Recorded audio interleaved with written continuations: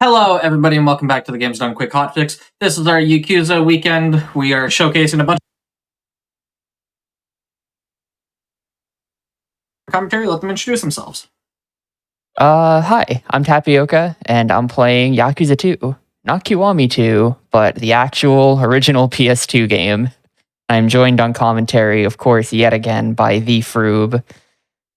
Hello, it's me, Froob. I'm here against my will. He's still here. That sounds really bad out of context, to be honest. I told him he had to be here so I wouldn't be lonely for 2.5 hours. But hi, it's time for Yakuza 2. I love this game. It is somewhat notorious for driving speedrunners insane, but I've always been insane, so this is just like, nothing happened to me when I started playing this. Anyway, we're going to start in 3, 2, 1, go. I should mention, by the way, we're playing the PS3 version of this. This is originally a PS2 game, but we're playing on PS3 because it loads faster. And unfortunately, this version was only released in Japan, so we have to just do the whole run in Japanese, which, cool. Best part is, whilst this is the quickest version, the PS2 original is faster than the Wii U version of this game. Yeah, there's like a Wii U version of Yakuza 1 and 2 HD. It's really weird. I've never seen a game bomb so hard. Apparently it sold like 3,000 copies. Period. Yep. That's it. And I have played that version. It is quite bad. Don't recommend it. That's impressively low. Yeah, it's real weird too, because like it came out at the same time as PS3, right? And the PS3 version sold like, 100K, something you'd expect from a big series. And the Wii U version was just like, no one wants this. But I guess that's just how the Wii U is. Anyway, we're just in the middle of a tutorial right now. We're playing on normal difficulty, even though this is any percent, because of stupid legacy reasons. Yeah, so the original Yakuza 1 on PS2, you could only play that on normal until you died 3 times a la Devil May Cry, at which point it'd be like, hey, do you want to drop it down to easy? Yeah, Yakuza 2 just never let you pick easy mode. You could only play on one difficulty for the whole playthrough, except for the HD version where they let you pick easy from the main menu. But Yakuza 2 has always let you pick easy from the main menu right from the get-go. So we just sort of don't play on easy, because I'm not doing a very good job of explaining this, but we play on normal, okay? Anyway, that was the tutorial. It's a much more consistent tutorial than most of them in this series. I would say this is actually one of the easiest.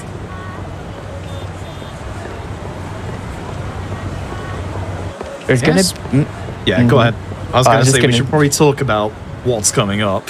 Yeah, we probably should explain this now. So if there's one thing Yakuza 2 speedrunning is known for, it is a thing that happens in the first 3 minutes of the run.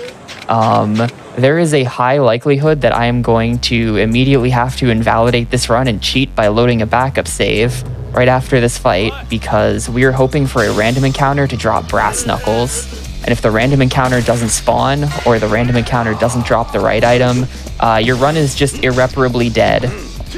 So there's a very good chance that this run is dead. You can get it first try when you're doing PB attempts and just immediately have a run, or I've spent as long as 2 hours waiting to get these knuckles to drop. It's very stupid. Maybe I'll get lucky and we'll just get the knuckles for GDQ and I won't have to embarrass myself by loading the save. But let's see. It's right after this screen. It's not this guy. This guy is just some guy. Is he here? He is not here. Okay, this run is officially going to be cheated. So everyone close your eyes for a sec. This is the joys of speedrunning Yakuza 2. Imagine that we got into a fight right there. All right, you can open them again. So pretend we just fought a random encounter for a couple seconds and he dropped these, the brass knuckles. The brass knuckles are extremely instrumental to doing this speedrun, and if we don't get them as a drop there, then the earliest we can get them is Chapter 6. And that's going to lose us a crap ton of time not having them for the first 5 chapters of the game. I really mean to one day go in and route knuckleless strats that we don't have to do that in marathons anymore. But I didn't do it, so... Where was that elbow going? This is the second tutorial, because one tutorial is never enough. It's teaching us about all kinds of important things, like pressing the X button is probably the first thing anyone tried to do by themselves, but we have to be told about it. We're trying to group up the enemies using these vending machines. It worked kind of okay-ish, I guess. Grouping up basic enemies is one of the most important things we do in the run. It's one of the reasons why you're going to see me spamming so many gut punches as well. This attack right here has an absolutely insanely wide hitbox that's like totally disjointed. Sometimes you can just straight up hit enemies that are behind you because it's so busted. And then that coupled with the brass knuckles just makes things absolutely ridiculous.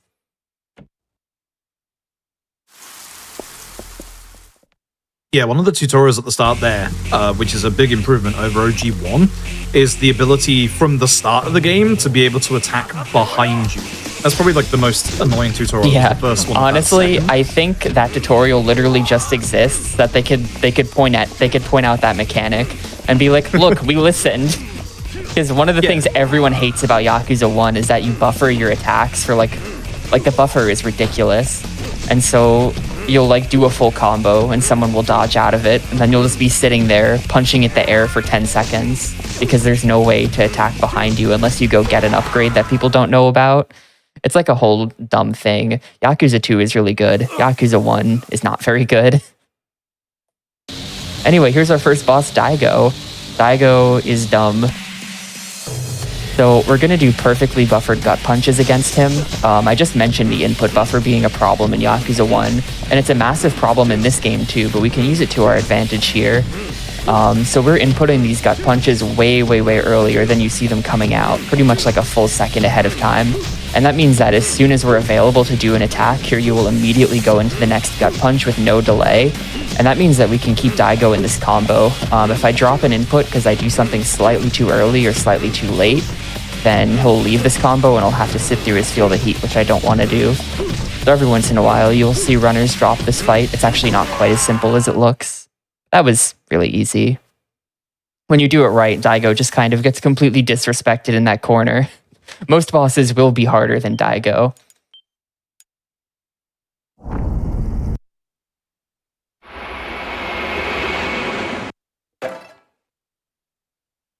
I guess I kind of never mentioned it, but the reason why brass knuckles are so instrumental to the run is that they work differently from every other weapon in the game.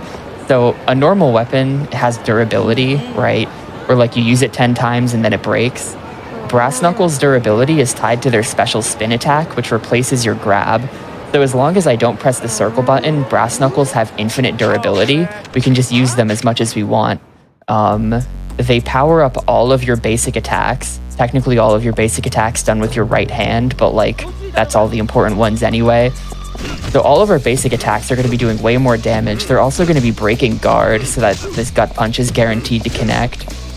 And it just like, it's just nuts. It's just nuts. Like you would never be able to do this to an enemy normally, but because we have the brass knuckles, we can pretty much just do this to most enemies in the game. Shout outs to this guy for some reason having full HP bars in this game. Yeah, in K2, I don't know. he has one. I don't know why they made that guy so healthy. That guy refuses to go down. He has more health than like any non-boss in this entire game. I'm not even making that up.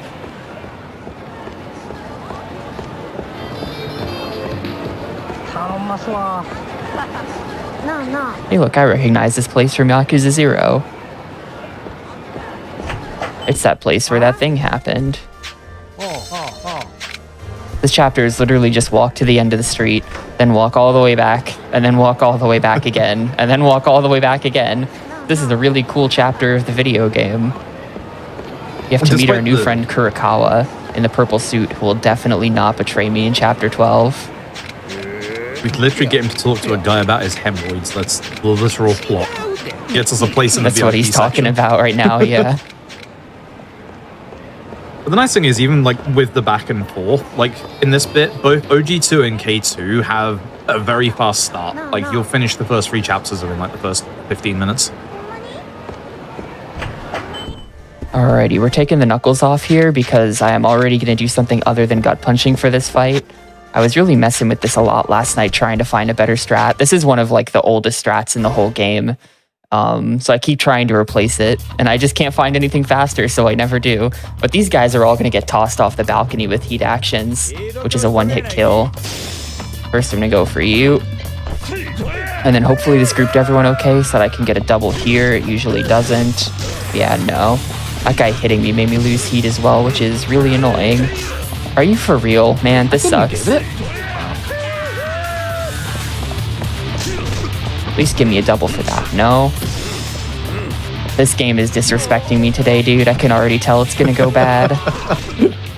And we're leaving the stairs. So ideally we want the last heat action to be off the stairs on the side, but I was nowhere near that, so we're just gonna toss him over the balcony.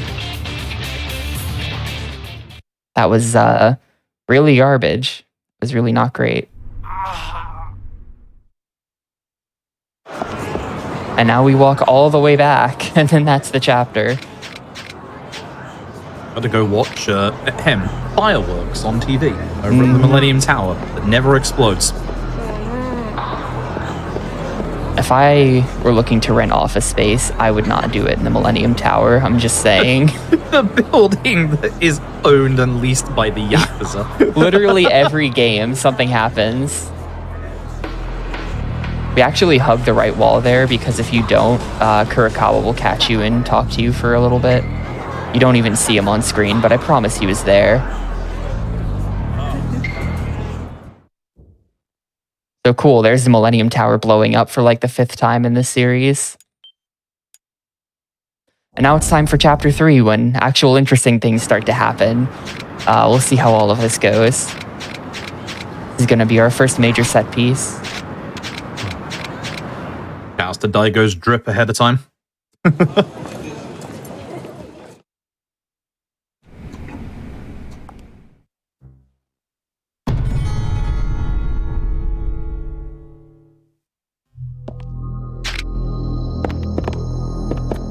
All the PS2 dudes bowing to us.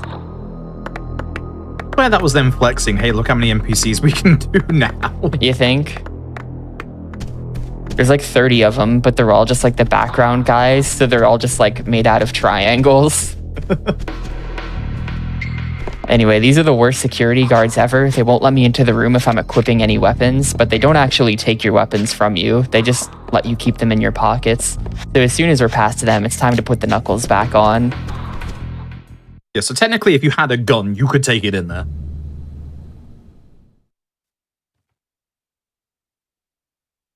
If it weren't for those security guards being so bad at their job, none of this would have ever happened. They would have frisked Ryuji properly.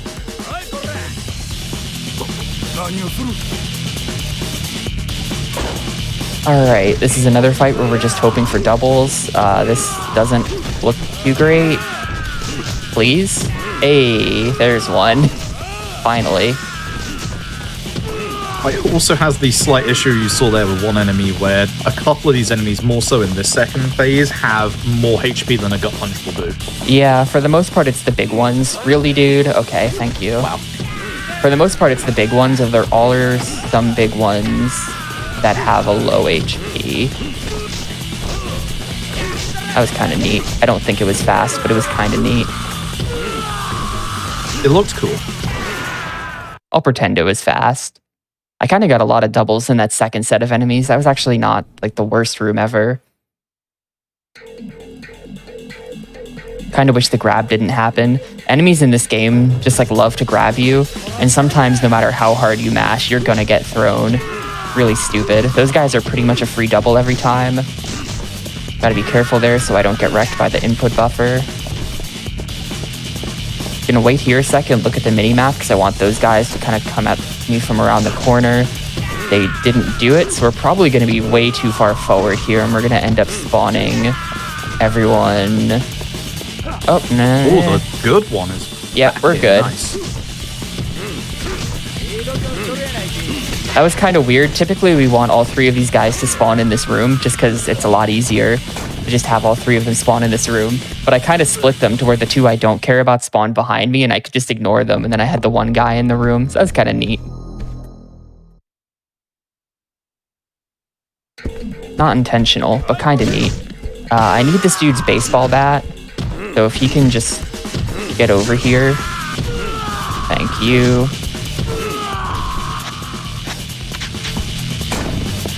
This game lets you pocket weapons. This is the first time we're doing this in the run, right? Yeah, it is. But we can just pick up weapons and put them in my inventory to use them for later. This is the thing in Yakuza 1 and 2. And then after this, they didn't bring it back until 5. They just like, I don't know, they just dropped the mechanic, but it's kind of sick and it leads to a lot of interesting things in the route. Because you can just like find stuff in set pieces and just use it in other parts of the game. There's a certain someone in Chapter 6 who just happens to be randomly holding the best weapon in the game. And he's just such a homie for that. We can take his weapon and then use it on the final boss. I'm just making my way through the hallways right now. I'm trying to manually dodge the knife throwers because it's a little bit faster, and I'm trying to preserve heat as well so that I can use it on the furniture blockers. Oop, he got me. Oh no. This is not good. We're gonna have to get heat back. Yeah. Nice double at least.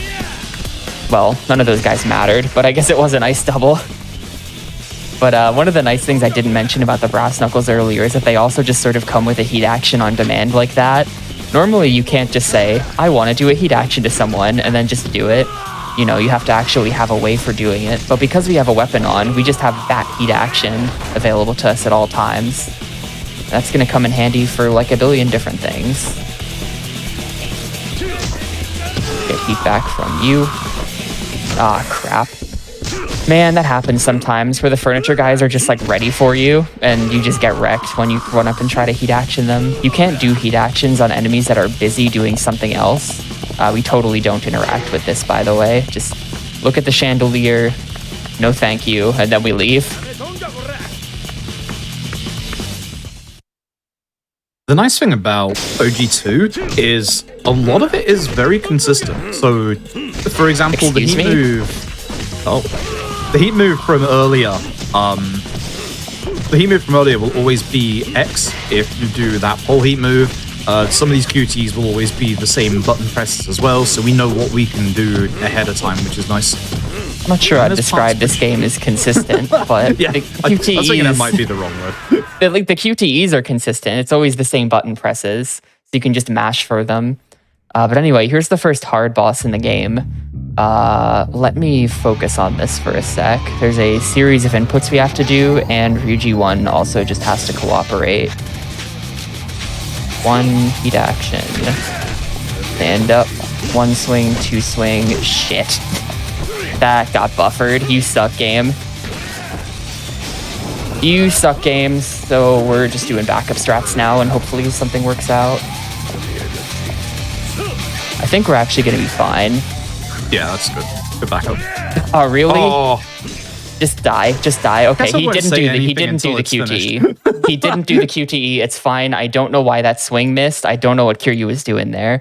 But I feel like that's the third time I have cursed something tonight in all of the games. Please just be quiet, Froob. Yep, will do. I know I invited you to commentate this run, but you keep cursing it, so I'm going to need you to be quiet now. That was solid backup, though. Things can go really wrong in that fight, actually. Very consistent game for MacGuffin 2023. It's the nice thing about playing Yakuza 2 is just how consistent it is. Ask any Yakuza 2 runner and they'll tell you, boy, this game is so consistent. Consistent at losing us time.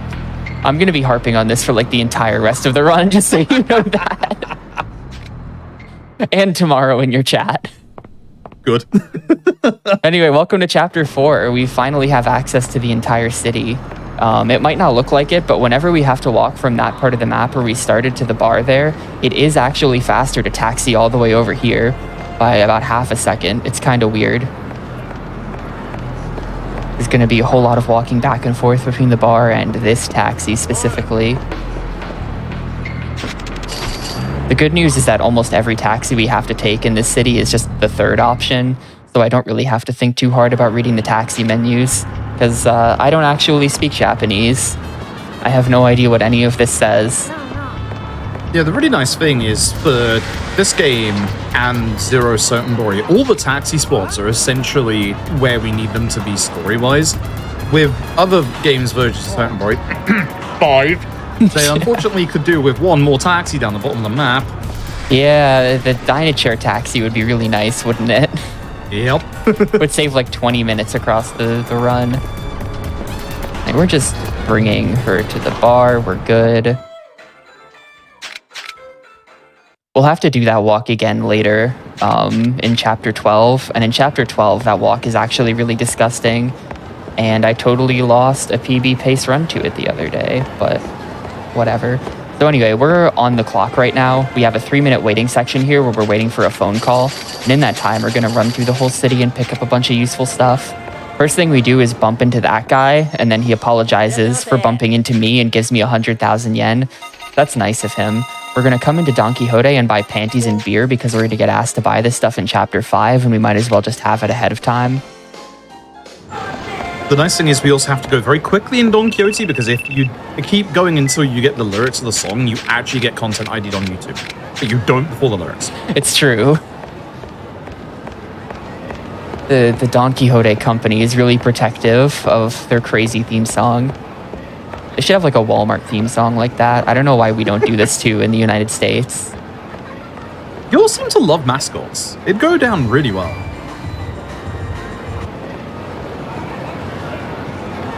Oh, hey, is that the boy? Can we get him to, I'm not going to risk it. That's probably the boy. It is! Aw, man.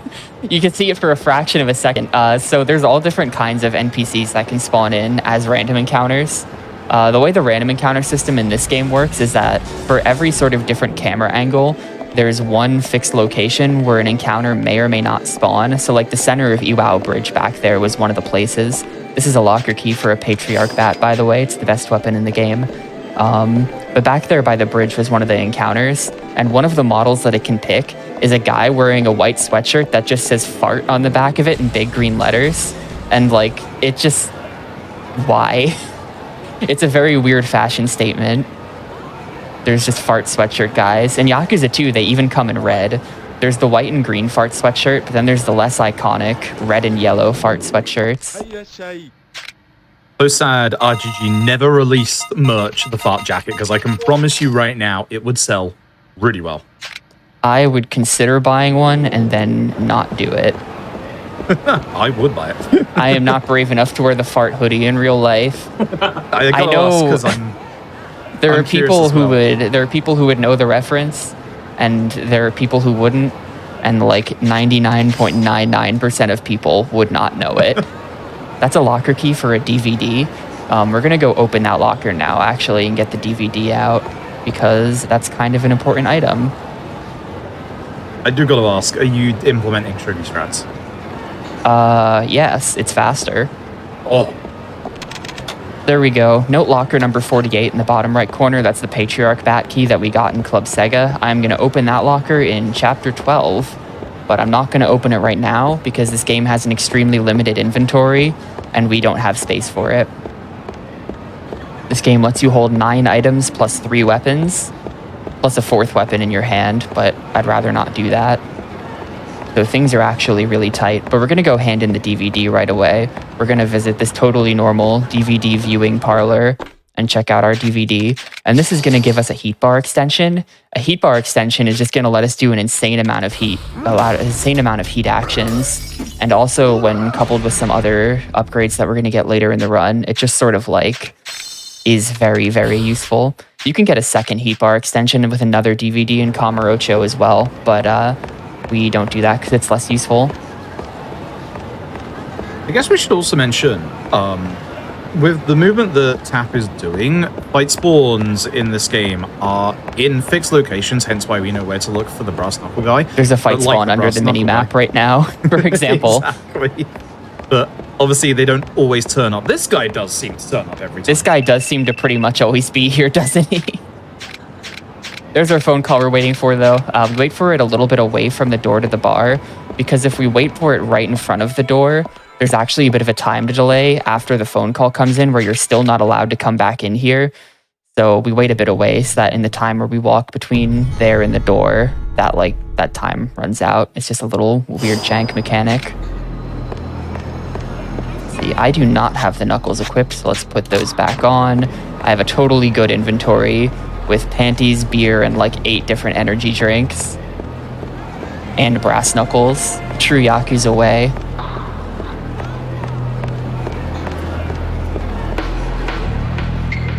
Here's something that they removed from Kiwami 2, which is a real shame. We have to get into this Shogi parlor, and what they want you to do is go find some guy Jonka and then get his cat back. But shout outs to the Patrick for discovering this somehow. If you just talk to this guy 15 times, he just gets mad and lets you in. Well, once we beat him up. Yeah, well, he gets mad and tries to beat you up, and then we beat him up and just walk in anyway. But like, he says the same thing all 15 times. It's just this line of dialogue. So like, I don't know who was sitting here talking to this guy over and over again to find this, but somehow it was on GameFAQs. Yeah, I don't know if just someone got lost and just kept speaking to this guy because they couldn't figure out what to do, but it's cool. It's pretty good, and they removed it from the remake. They probably forgot it was a thing. Here's our guy. He's big tough bouncer for the Mahjong parlor, and he has like as much HP as the weakest enemies in the game. And now we're in.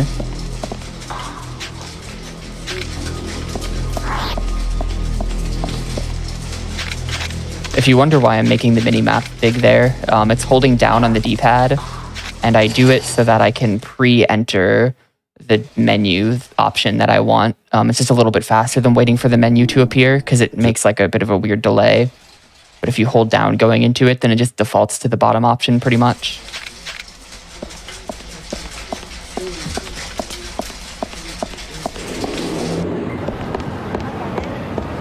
So now we're gonna have to go find the price of almonds. This is like a K2 versus this game is pretty interesting. I've speedrun both of them in the past. In Kiwami 2, you can't talk to that guy 15 times, so you have to go get Jonka's cat back. But then it's so easy to make a bunch of money in K2 that right there when he asks you for 300,000 yen, you just hand it to him, so you don't have to do this. But in this game, there's pretty much no good way of making money like that. So instead of getting the 300,000 yen, we have to go find out the price of almonds, which involves talking to Kurokawa and then go talking to another dude. And then we'll go back to the Mahjong parlor. This is second. Win Mahjong fast enough. Can you beat this guy in Mahjong? Is that a thing? No, I don't. You can't play him in Mahjong, but you can play Mahjong in there and get money for it. You're proposing that you'll win 300,000 yen from playing Mahjong. Can try. Just one good luck. Mahjong in a run. By the way, shout outs to Jazz Life in the background. Just Jazz Life. When you play this game too many times, oh, I'm walking the wrong way. That's the old route. When you play one of these games too many times, you start fixating on the signage in the background, looking for funny things. This game does not disappoint on the funny background signage.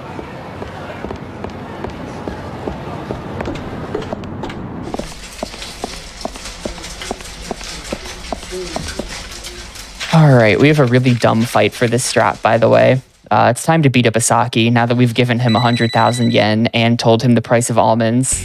It's time to just beat him up. And it turns out that this game implemented a weird physics engine. It's not quite Yakuza 3's insane havoc physics, but it is physics. Which means that we can kick these tables around the room to some extent. And if you kick a table into someone, it does an insane amount of damage and pretty much kills all of these enemies in one hit. That's what I'm going to be trying to do. You guys can have a table to the face. This is really bad. This is not going well at all. Ew. Also really hard. Yeah, to that was aim at awful. times. That was awful. That was awful.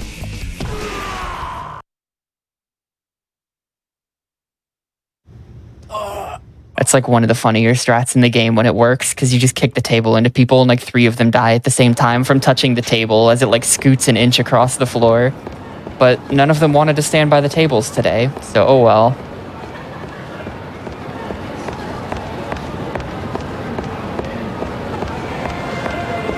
Now we're just walking back to the bar, and then that'll be the end of chapter 4.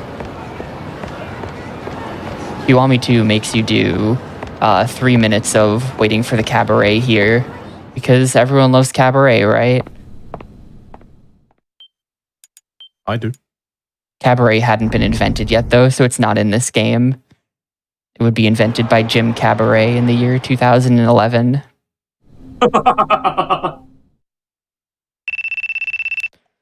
All right, we're back to Kamurocho.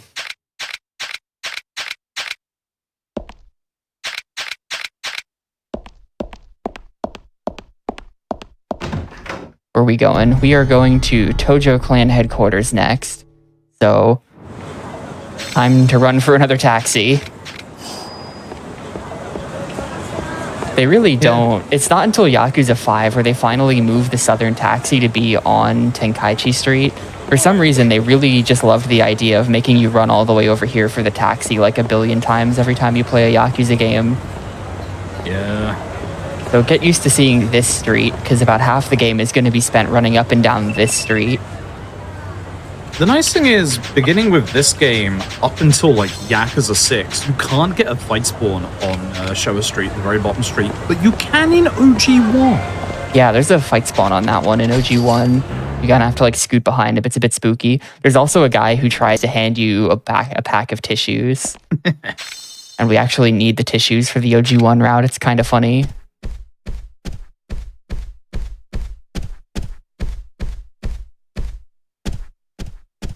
No, Host Club Adam does not exist. I played K2. I know there's no such thing as a Host Club Adam. I also played K2, so I know that the secret room in the Tojo headquarters is upstairs and not in the backyard.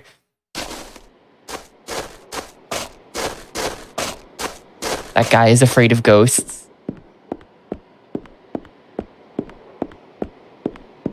But yeah, in this original version of the game, they put the secret room in the backyard. You have to come interact with this thing.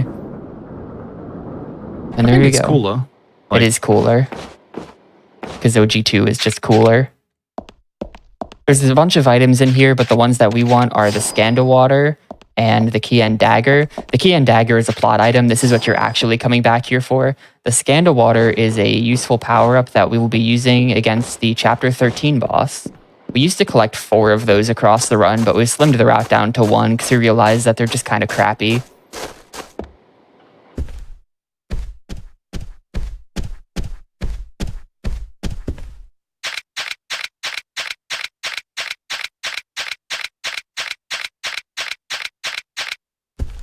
Yoi Dojima has to say a bunch of stuff to us there.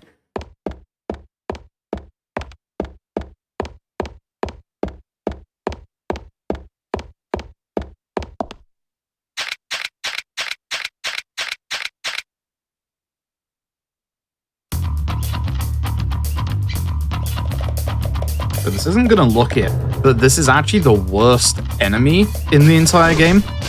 Not in this fight, thankfully. These gun enemies run at, I'm not joking here, 100 miles an hour. You will see this later on. Yeah, if we let this guy go, he would immediately start sprinting all over the place. I totally just dropped the combo there, but it's okay.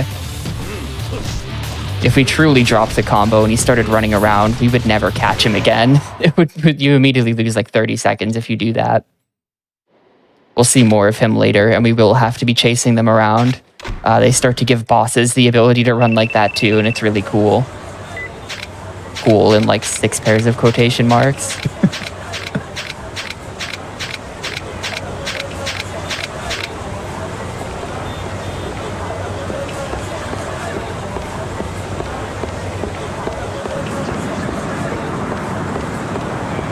That was the phone call asking us for the panties and the beer, by the way. And you can see that, like, coming back from the Tojo Clan headquarters, it puts you really far from Don Quixote. So, like, the best time to buy it is in Chapter 4, when you just are on the clock anyway. So it's essentially a free approach to the shop menu. Yeah, unfortunately in K2, you're not allowed to buy those early. You have to wait until that point and then go to Don Quixote.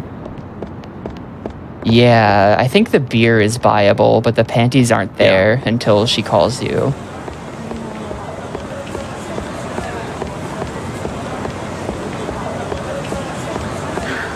I'm moving the way I am on this street to avoid potential random encounters. there is a dude who could be off screen to my right as I'm walking down there. But then as soon as you come out of the alleyway behind Serena, there's also a dude that could be on your left. So you kind of want to like zigzag down the street a little bit. There's going to be a guy who tries to jump scare me as soon as I get out of the taxi. There he is. We can kind of take evasive action to avoid having to interact with him. He's not very social.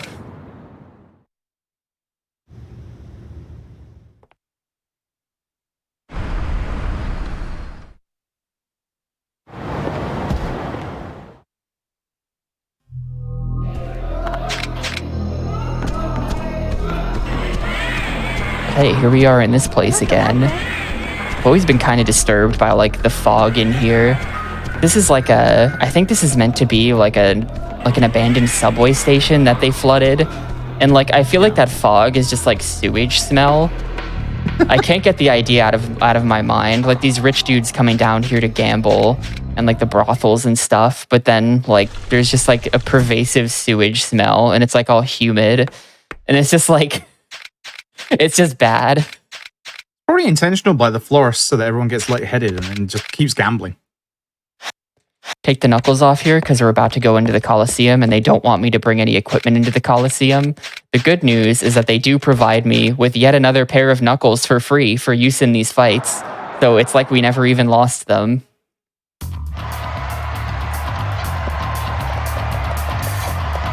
We have a great cheese strat for this dude.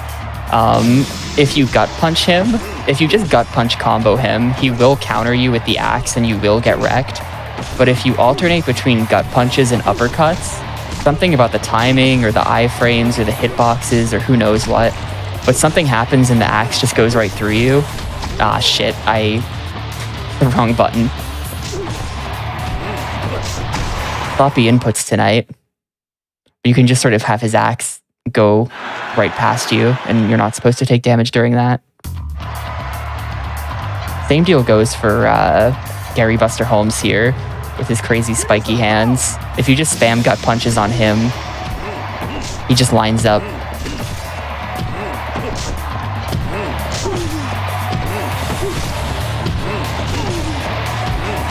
I'm sorry, Gary Buster Holmes. Shoutouts to the guy in the background eating a whole roast pig by himself, by the way. Like some of those tables will have multiple people at it, but there's also a table in the background that's just one guy with his entire roast pig. Here's Majima. Majima's going to be disrespected harder than any other Majima in the entire series. This is pretty much one of the main reasons why we get the heat bar extension. All of the heat drain in this heat action comes from mashing the circle button, but all of your damage comes from the last hit that happens regardless.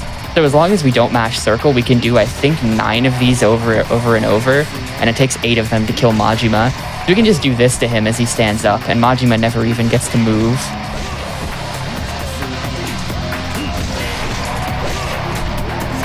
I like to think that this is revenge for how awful Yakuza 1 Majima is. And I actually let him up for a second there, which is really scary. That is, ugh. Not sure when the last time I've done that is. That was a problem. The nice thing is if you hit an enemy with a strong attack, as Tat was trying to do with Ryuji earlier, you can immediately then do a heat attack follow-up, which is really good for the sofa guys in Omi HQ as well, in case obviously the heat attack doesn't go through, because sometimes it doesn't. Put the knuckles back on immediately after the Coliseum. There's an old route where we wouldn't do it because we would want to pocket a baseball bat at the start of Chapter 6. But that strat was garbage, so we don't do it anymore. So now I just put the knuckles right back on. This game actually received a ton of attention earlier in the year for some reason. Like, for years and years and years, I was pretty much the only one who seriously ran this. And then... You're welcome. At the start of 2023, like 4 people were all just like, all right, I guess it's time then. And they all picked up OG2 at the same time. And the time dropped from like 2:18 to like 2:09. So I think unironically it was me, because I did that month in December where all I did was grind this game and just lose my marbles to not getting brass knuckles, and then others started running like Ryu and Big Nono and just, yeah. All right, I'll assign you credit then. You're all welcome. I guess you did it. I'm not sorry. We just picked up a locker key there for the Hercules Knuckles. The Hercules Knuckles are intended to be an upgrade of the Brass Knuckles, but as we found out after years of running this game, all of the attack stats are just lies. All of the Knuckles do the exact same amount of damage, and when they say they have different damage stats, that's just like an actual lie by the game. Those numbers don't mean anything. They don't correlate with anything. They're just pure lies.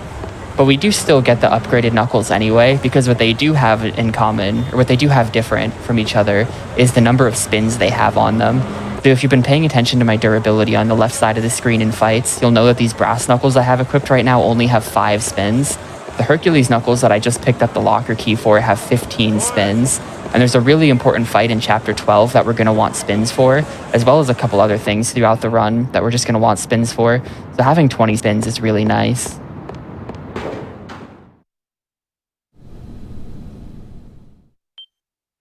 Yeah, Froob, how about you now spend a month playing Fist of the North Star and see if everyone picks that game up? No. I won't.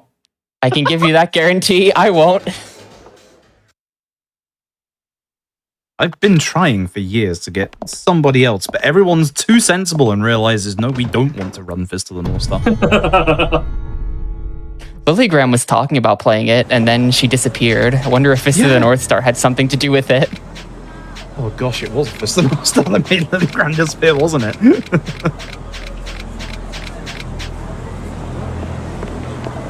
Anyway, Chapter 6 is when the game stops being easy. Everything up until this point has been like Babby mode, easy content for easy people. Chapter 6 is like when things get serious for serious people, such as myself. And by serious, I just mean RNG. It just becomes an RNG nightmare, and the entire rest of the run is just a nightmare.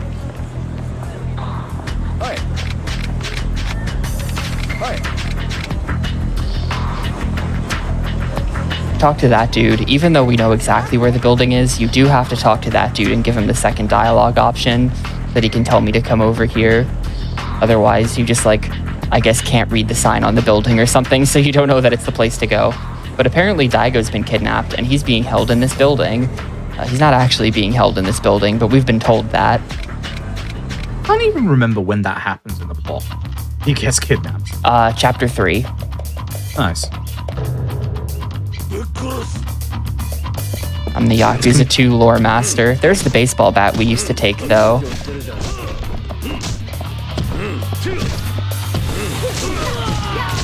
Yeah, so throughout the run, we're going to do a couple fights with partners. This is one such fight, and you can see how useful our partners are, just putting enemies on the ground where we can't actually attack them, distracting enemies and dragging them to the wrong side of the room, things like that. Kaoru is really a giant pain in the ass. She's just the worst. When she moved to America at the start of Yakuza 3, I audibly cheered.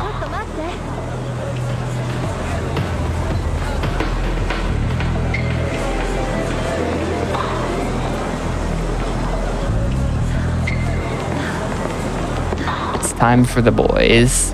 16-bit brothers. Fight sucks. This fight is like just really, really, really bad. I will point out though, and this is important, this is a mechanics thing. Note how this guy stands in front of a welcome mat. If you want to talk to the 16-bit brother, you have to stand on his welcome mat.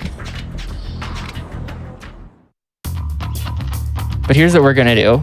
We're gonna push the green guy to the back. The green guy's AI is that he constantly tries to run away from you, so we want to deal with him first. We're going to be using that back wall because that back wall is special and has a really great heat action associated with it. We're hoping to kill both of the 16-bit brothers against these walls, but they're also going to spawn an infinite supply of stupid little minions who have 1 HP. Yeah, I went for the spin button and then I was like, oh yeah, I don't have the knuckles. That was a pretty bad mistake. So now we have like no heat. And we're gonna keep getting interrupted, and this whole fight has just been basically ruined by that grab. See, can I at least get the cart heat action? Cool. I'm just gonna put the knuckles back on at this point. I hate these guys so much. I literally hate these guys so much. This is like the worst this fight's gone for me in kind of a while. That was a real disaster. But at least they're dead now. Yeah, mechanically, this fight really sucks because the enemies will keep coming back as long as one of them is alive, and even though they have 1 HP, for some reason they have hyper aggro. They're like literally the most aggressive people in the entire game, I swear. They constantly interrupt you. Although that wasn't the problem so much as it was getting grabbed and thrown there. And that was kind of partially my fault. Anyway, do I have 27 XP? Yes, I do. So it's time for our first level up.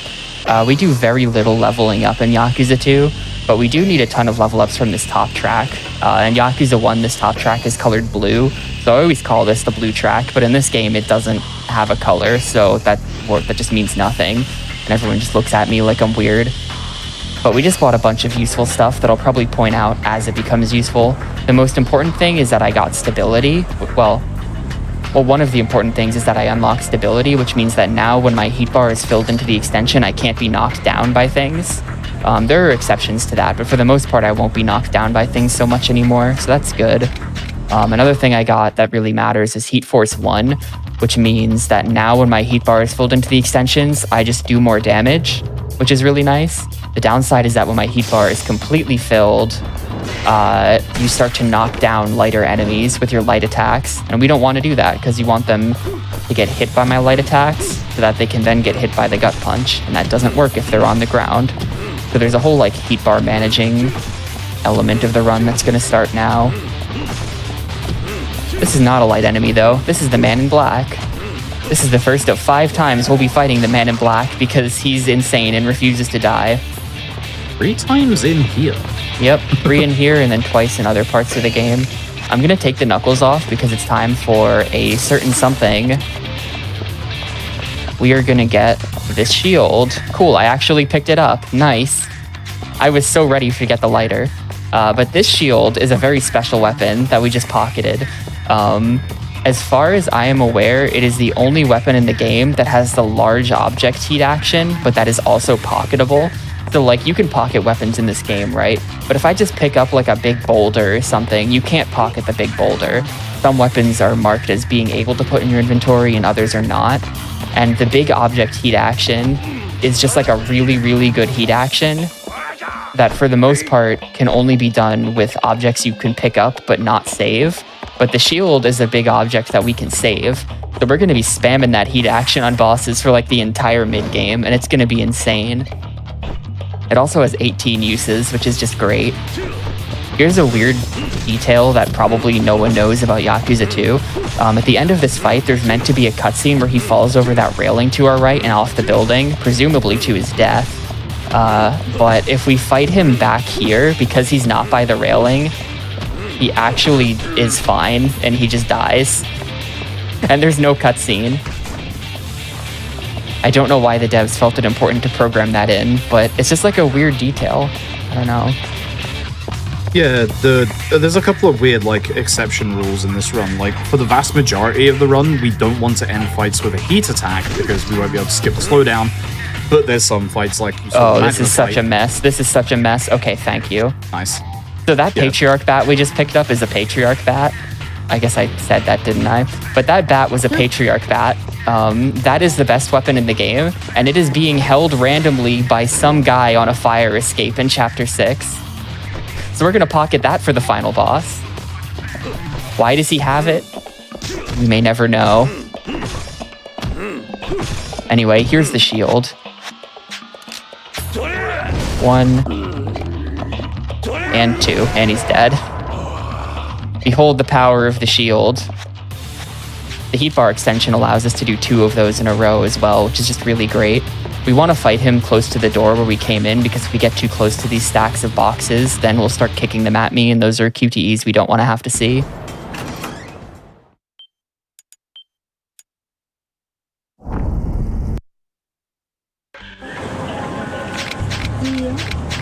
Here's our second stealth section.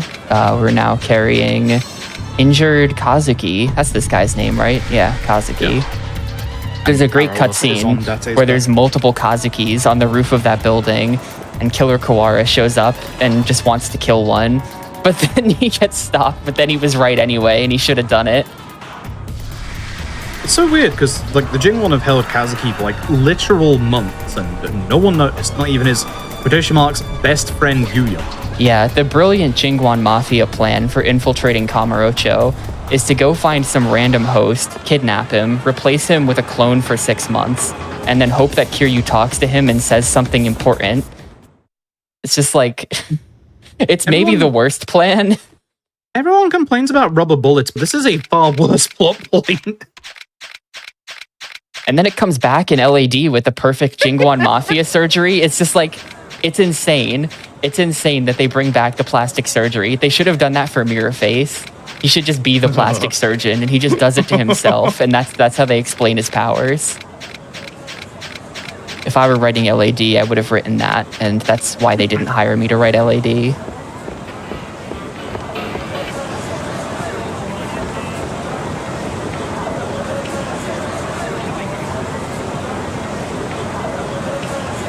So, we're going to get the Hercules Knuckles out of the lockers now. I'm not really going to use them until much later, but this is just the best time to get them, so we do it now. This entire chapter is just running back and forth between Bacchus and Dakamoto's clinic. Is this Bacchus or is it Bantam? What's like the... Bantam in this game. It's Bantam? Okay, it's Bacchus and OG1, and then everyone dies, and then it becomes Bantam. Yeah, just a nice easy way to ignore the fact that, you know, multiple people died to gunshots in there. Just rename it. From Bacchus to... I presume it's a different owner, because the original owner is dead now. Probably. And it's still never explained why Haruka had a gun. I mean, you saw it. She killed all those people. She is the mastermind behind this entire series. To be honest. For the record, I am strongly anti-Haruka. People have different feelings about it, but I'm not a Haruka fan. Dan T-Set. Now we come up to a consistently bad fight. Yeah. Wow, cool voice crack, Tapioca. This fight is like pretty much... I'm going to say this about a lot of fights. This is one of the worst things you have to do in this game. We're hoping to get these two guys back here so that we can do a bunch of double hits to them. All right, he just wants to chill out, I guess. All right, this might work. Nah, this isn't going to work. He's shoved between the... No. I really hate this fight, dude. It's so hard to describe how hard it is to set this fight up. Is this going to work? This is not the setup. Oh. Nope. Aw, man, I thought I had it for a second, but then Kiryu switched targets. We're just going to have to, like, sort of do this in a really janky way. Essentially, you know what? Yeah, sure. We're trying to avoid this. It does a lot of damage, but if you can get the perfect setup, which is genuinely actually hard to do, the second one, okay. If you can get the perfect setup, you can actually just not see this at all. Yeah, you can literally just put these two guys between the poles and then just like combo them straight to death, and it's very fast. And that's not what I did here. Hey, I kind of got them set up just in time to kill them.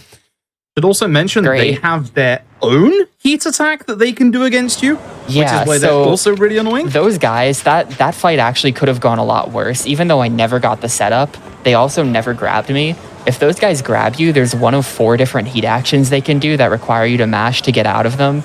And one of them in particular, the one where there's a guy on the ground who grabs you, you have to mash so hard that it's basically inescapable. And you just take tons of damage. And even if you manage to get out of it, it's just like really, really slow to have to watch all those cutscenes. And they can just do one into the other.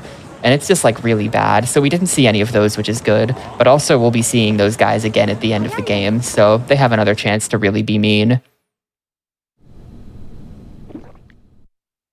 This is also an important bit in terms of what Tap was saying earlier about heat management. Yeah, this is the first fight where heat management is a thing. These are all light enemies, so you'll see what I mean. I actually don't have any heat going into this, so you might just not see what I mean. That guy... You know what? Whatever. This is the plan. That triple was kind of cool, but I wasn't expecting it.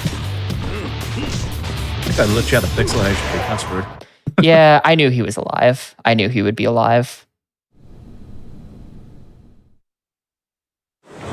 Fights like that are a bunch of light enemies, you kind of have to just start like... just sort of like improvising them. Like they're very consistent, forehead. They're very inconsistent. It depends on how much heat you have going into the fight, how many doubles you get, how many times you get punched because you lose heat whenever you get punched. Every fight's a little bit different. I did a bunch of face punches there to just make sure that my heat never even came close to hitting the top. But when you do the face punch, it also means that your heat's not filled into the extensions. So I wasn't able to kill those guys quite as quickly as I could have. Oh, by the way, for the entire rest of the game, I have to be careful whenever I'm walking back here. Pay attention to the right side of the screen. Those legs are Granny White. And if you aren't hugging the left wall, Granny White will make you do a whole bunch of crap for her and you lose a bunch of time. Just something to keep in mind.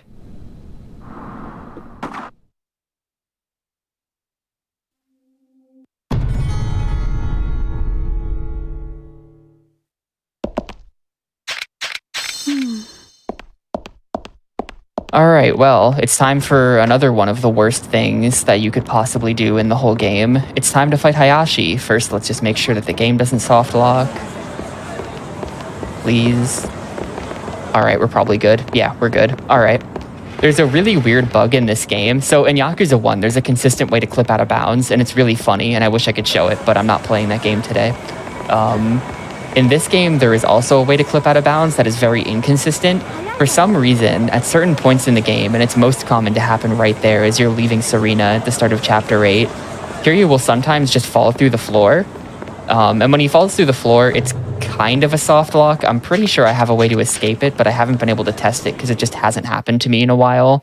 But it's incredibly stupid, and it's just like a random thing that can ruin your run if it feels like it. We think it has to do with the game loading too fast, because Yakuza speedrunners are degenerates and we all installed SSDs in our PlayStations.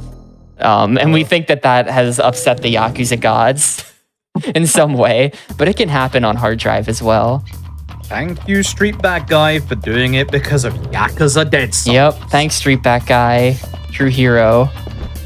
I love you too, Yarts. Shout outs, Yarts. Charge Yarts. We're going to try to take advantage of the way enemies spawn in. There's a couple fights in the game that work like this, where enemies are going to spawn in because they just don't want to have all of them spawned in at the same time. And the way they choose to do it is that there are a couple different possible spawn points on the map, and they're going to go to wherever you're not looking, so that they can kind of seamlessly spawn in without you being able to see them appearing out of thin air. We're going to take advantage of that in this fight and also in the finale. It's less important here, but in the finale, it's really going to come into play.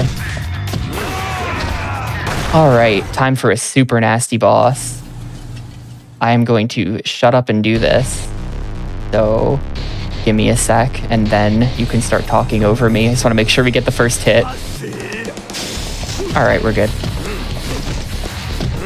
Okay, so this is Hayashi back once again. You saw him in obviously K1 earlier. Hayashi in this first phase is nice. Tap's got him in a good corner here where he's not going to move. But this fight technically consists of 3 phases, but really 2. We're going to get the transition to phase 2 in a little bit, where Hayashi's going to get 2 weapons in different pipes. These pipes are really annoying because if you don't gut punch in with kind of like the right pattern, he's going to just interrupt and start spinning. Now, the nice thing is once you get that pattern, it's nice and easy to keep him in that pattern. Ideally, we don't want him too far on the side of the room because we're going to be obviously using the shield. So there's some objects you can pick up on the side that would potentially interrupt us picking it up, but it should be fine. This is one of the reasons why Tap bought a whole bunch of healing items earlier. They're mostly heat restorative, so that's the attack right there. You can kind of interrupt it before the end, but it's still the same thing where if you don't get that pattern again immediately... Oh yeah, we're going to the elevator. Nice. This is a good corridor. Being down here, nothing to grab. Shield is right next to you so that you can use it immediately, because that's going to be the other issue, is that you have to get the shield and use that heat attack immediately. Otherwise, we're going to see his feel the heat quite early, and we ideally don't want to do that. So when he gets down to 3 HP bars left, or 2 even, sorry. Getting into blue for 2 in this game. You want to make sure you pick up the Shoot. Okay, we're fine. I could see that was going to happen. Now we're in trouble. I think you do it. No, now we're boned. Now we're fully boned. Because this isn't going to work out. We have to put the shield away. There's a lot of weird nuance to this fight. All you need to know is that was extremely bad, hitting him with the shield attack instead of the heat action, and that happened because he went into his field of heat because he kept rolling away from me, so he was too far away. That was just kind of unlucky, but I got very lucky that he let me kill him with the knuckles there. That his third ending phase was very nice. Yeah, his third phase is like demonic, so I'm lucky he just decided to do the taunt so that I could kill him. Yeah, what you saw there that was a failed strat. Every time Tap was hitting Hayashi, he wasn't flinching. He gets massive hyper armor because he's supposedly in like an aggro state, but then he went into his aggro state, which just enabled Tap to just like wail on him, which is great. And then we now come to a set piece that is infuriating as well. This chapter is just terrifying in this run. Yeah, I would say chapter 7, 8, 9 is like really the worst stretch of chapters in this game. In most Yakuza games, I'm sure there's something harder out there, but chapters 7 through 9 in this game is just like, this is where all runs go to die. The graveyard may be the tutorial, but the true graveyard is chapter 7 through 9. Literally every run just dies in this like 15-minute stretch of game. It's insane. I saw that coming. Nice try. I saw him winding up. I've never been ready for that, but today I was ready for it. The nice thing is, with the way that Tap ended the Hayashi fight, Tap starts with full heat to be able to obviously do all of these like heat attacks with the brass knuckles. Nice dodge. Hell yeah. I'm like in the zone.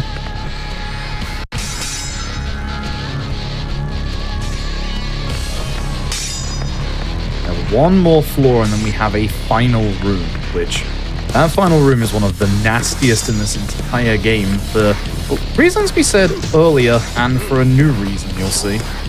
A safety heal there if you need. Yeah, I pretty much always pick that up. It's going to get used in chapter 12, most likely, on the Tigers, just because I like to heal for that fight. That was a super clean Shangri-La. Yeah, the guy with the shotgun there just watches you. He's just here to say hi. Wish me luck on this incredibly obnoxious fight we have to do. This is 2 gun guys. Each shot from the gun guys is like half my HP. Oh boy. Okay, so the gun guys as well as that knife guy are gonna run around super fast, like what we mentioned about the assassin back in chapter 5. Yep, they're gone. They're gone, and yeah, Koryu's not distracting anybody. All right, this is a complete disaster. I'm gonna heal right now. All right, this is, I might just be dead. I'm not sure this is recoverable. This is so bad. Well, she's got a knife, guys. Okay, nope, we're good. Nice. He's not dead. Look at his health. Look at his health. Get out of here. So the real evil of this fight, as you can probably tell by what happened, it's not even over. The knife guy is evil. He will interrupt your every combo and just like, if you're wailing on like the gun enemies, he will just take them out of your combo, and it's really frustrating, as you can see. God, that is so bad, dude. I came back to this run like a week ago. That is by far the worst that is gone. That was such a disaster. What you're trying to do at the start of the fight, and it usually works, is you get the guy in green with the gun plus the knife guy in the corner behind them at the start of the fight, and you get a bunch of doubles on them.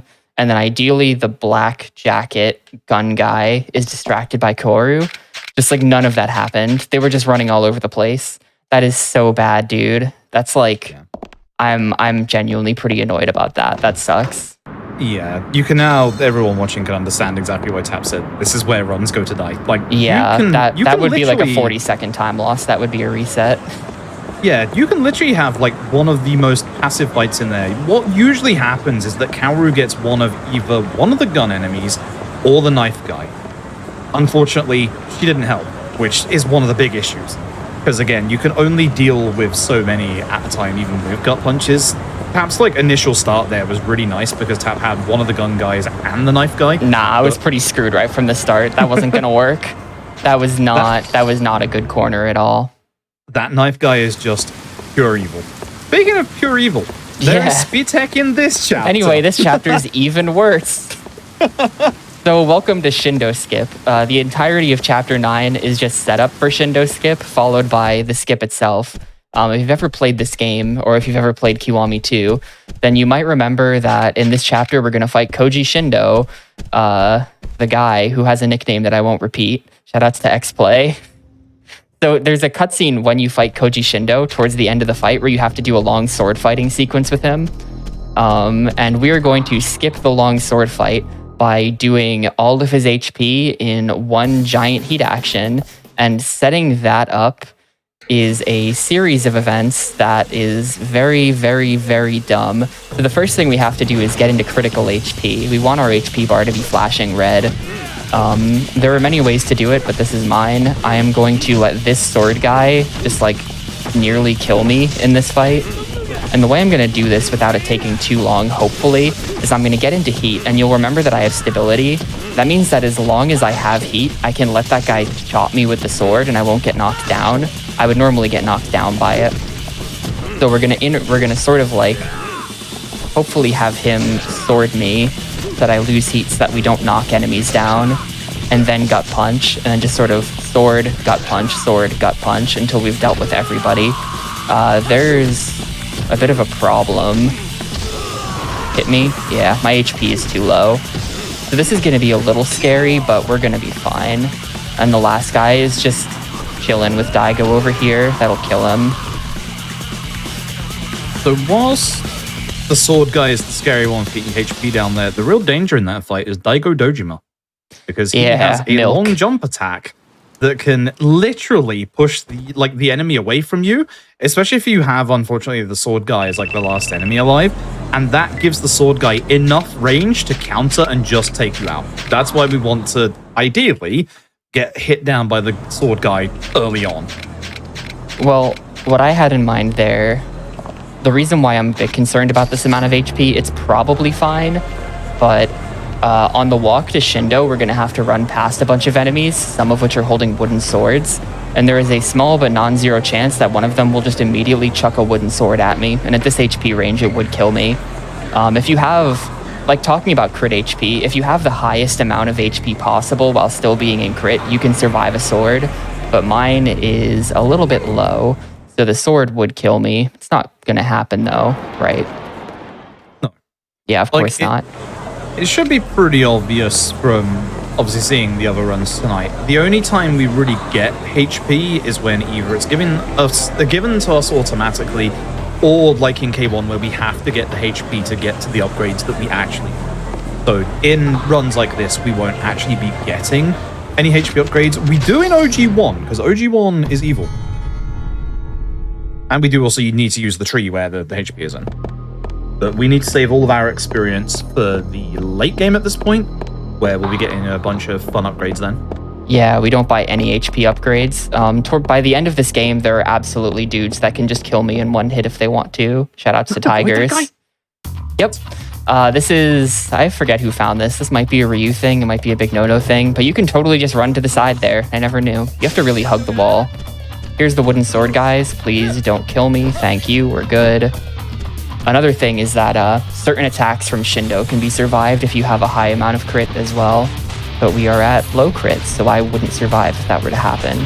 We tried doing some dumb setup by trying to get Shindo to get slow HP as well, which does work if that's a thing. Big No-No does that. Like, really? Oh, yep. I didn't know Big No-No still did that. That's cool. I believe he does it in his PB, yeah. The stupid thing that I did was try to get to crit HP at the start of this phase, because Shindo, for some reason, is like, can I ask really for not aggressive. Can I ask you to can it for a sec? Thanks. Yep. This is a dumb fight. There's one. There's two. So that's his first fate. Oh, wait, no, we're not done. Forgot about that. Okay, that was like a frame from killing me. I don't know why I blanked on the gut punches for a sec there. But anyway, we're fine. That was phase one. Phase 2 is going to be the same thing. It's just 2 gut punches, except this time he can dodge the heat actions and then kill me. Hopefully he won't. There we go. I'm trying to make sure that I hit the heat action like the frame after closing the pause menu so that he just doesn't have time to dodge. But it still happens sometimes anyway. That's his second phase. So here's how this is going to work, right? One of the upgrades that we bought, when we bought all those upgrades back in Chapter 6, was a heat action that when we're in critical HP, instead of just punching someone who's on the ground on the face, you get on top of them and punch them repeatedly. And as long as you keep mashing, you'll keep punching. So we're going to hopefully use that to do an entire bar of damage to Shindo and kill him. The problem is a lot of things that I can't explain because I'm too busy playing. Sorry. I'm dead. I pressed the wrong button. Your heat? I pressed the wrong button. Oh. That's a choke. My bad. That's a choke. I screwed this up in practice right before the run too. Man.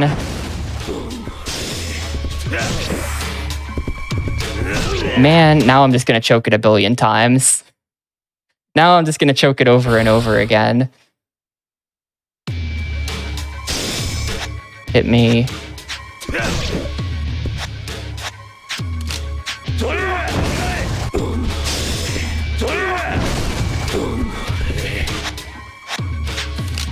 That's my bad. I was distracted by trying to explain what I probably shouldn't have been.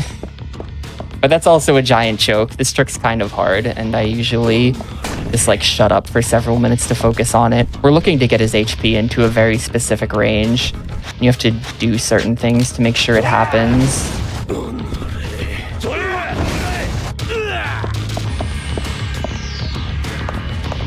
Yeah, that's his I'd say second this phase. is probably one of the hardest tricks we have to do in any Yakuza run. There's not a lot of tricks in Yakuza. For the most part, it's just like fights that either go well or they don't. This is one of the only tricks you have to do. Saves a good 40%. If I get this, by the way, I'm going to start making all kinds of exciting faces because I have to mash for like 30 seconds to get this to work. That's what I forgot. I did not drink the Torrenter.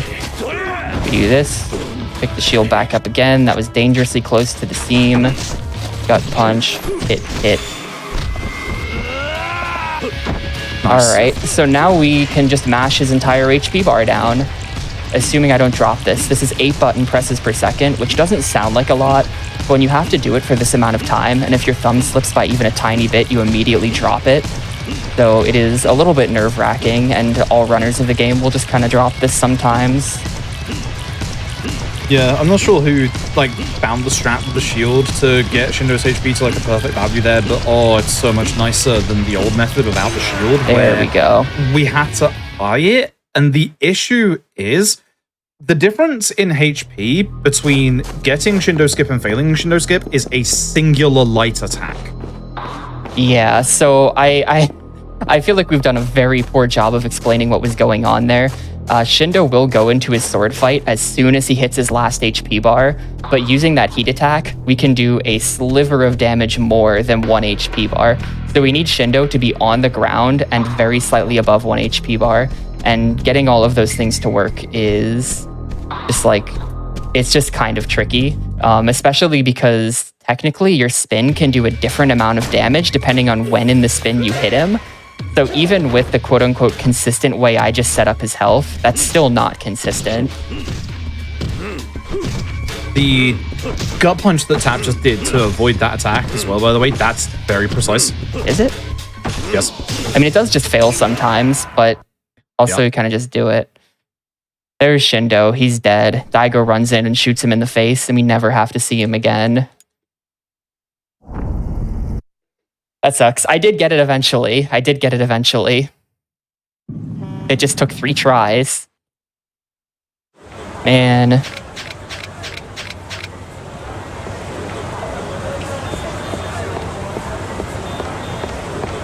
So now that that's done, how about a really unexciting chapter where nothing interesting happens? Now that we're done with like the 3-chapter gauntlet from hell, how about a chapter where you just fight random enemies and walk around a bunch? You remember the really fun time like 2 hours ago when we dealt with the Florist Sun? How about we do it again?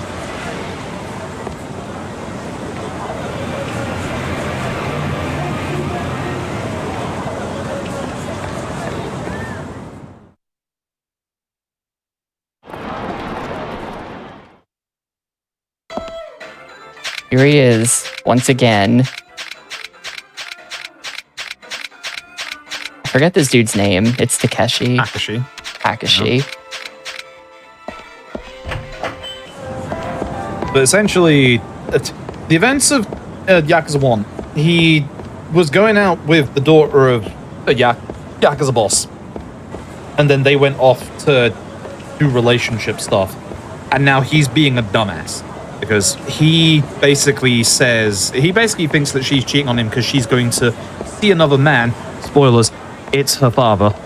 And he's now obviously ruining that relationship because he's an idiot. So he's heard of this legendary informant with this camera system, who's, ironically, his father, but he doesn't know it's his father. It's, yeah. You can tell that there's nothing going on in the game because we started talking about the plot. Yep. We're just going to run back and forth. Here's the florist. I love this man's CRT collection. Just think of all the retro games he could be playing on these.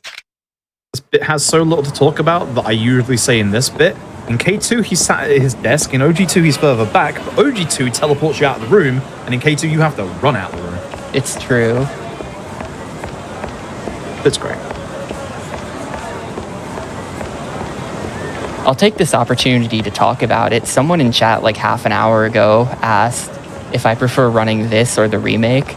And I have run both games before. And both are actually really good runs. I haven't played K2 in forever. But K2 is like pretty much the hypest thing aside from OG2. OG2 better, but they're both sick. K2 is like a weird weapon management speedrun where swords are ridiculously OP and there's just like an extremely precise sword route you stick to for like who you stab, how you stab them, with what weapon you stab them with. And it's like this whole massive brain thing. And then depending on the RNG you get like up or down on sword usages. Then you have to like account for that. And it's just like this crazy fast-paced thing. Because in K2, you can also just like skip all of the cutscenes immediately and just run everywhere. And there's like a billion taxis. So the game is like insane. I think it's the fastest Yakuza, right? It's faster than K1. Yes. Yeah. The only things that are faster are Majima Saga, which we do not talk about, and Kaito Fast, which is after this. What a segue. Crazy. I wonder who's playing that. Is it might be Froob? you. No, I'm not running anything. I refuse. No, honestly, whilst nothing's happening here, like again, I just want to thank GDQ for allowing us to have all this time this weekend. All of our runners who obviously agreed to do runs. I intentionally made sure not to have a run because I've had plenty of time on GDQ already. So I just wanted this to be a celebration of the community. I'll always strive for including more people and as many people as possible. I'm upset that I couldn't get a run to work with a Japanese runner. We've had a couple of like Japanese runners over the last year. OP Pie Sun Paul doing K1, Miku Rom doing LAD, React SBR doing 0, 7, and Lost Judgment. And honestly, they've all been fantastic, and they're actually considering doing an event themselves, which would be amazing. Oh, really? Yeah. That'd actually be kind of sick. For how popular these games are in Japan, you'd be surprised how few Japanese runners there are of them. It's really, Yakuza speedrunning is like a British thing. Don't ask me why. Why do all the British British runners people run Yakuza free? Between you and Rebel Dragon and Streetback Guy. Oh, and the Judgments, isn't it? Like, isn't it Lost Judgment? One of the Judgments just has a whole Lost bunch of Judgment British has runners. King Duncan, right? Yeah. Why? And then there's Yeah, PLA and Pan too and as well. Ryu, who are Canadian. I'm like the American in the community.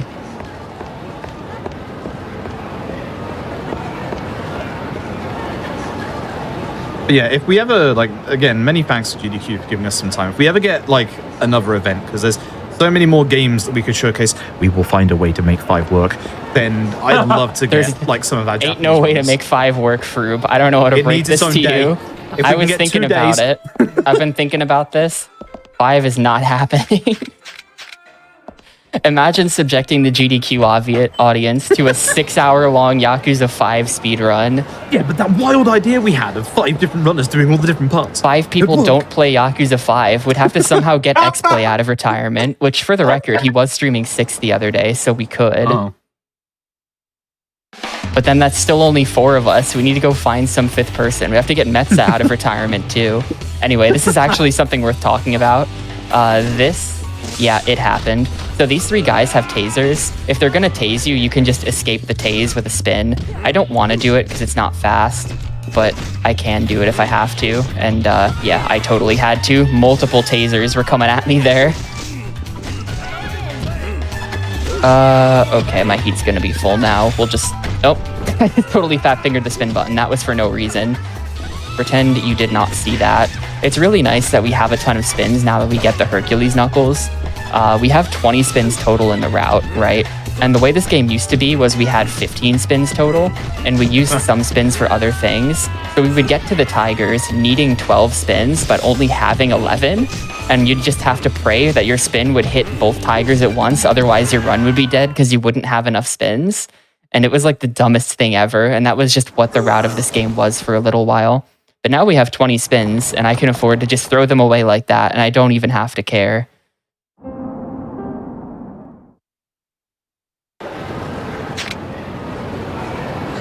That was kind of a mediocre river fight, though. You're hoping for lots of double hits there, but I had bad heat management and just general bad gameplay. So, you know.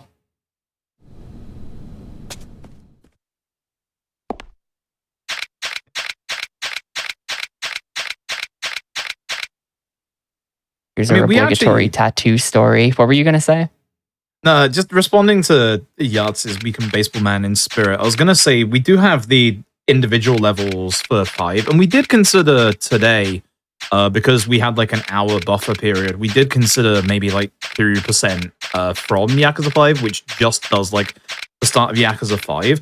But the issue is you get 1/5 of a speedrun. It'd be really weird to just like give you 1/5 of it and just be like, nope, there you go. Yeah, there's kind of not enough meat on the bone when it comes to like one part of the run.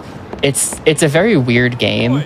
It's really stuffed full of cutscenes. The 6 hours is like 4 hours of watching cutscenes, an hour and a half of walking, and 30 minutes of actual content.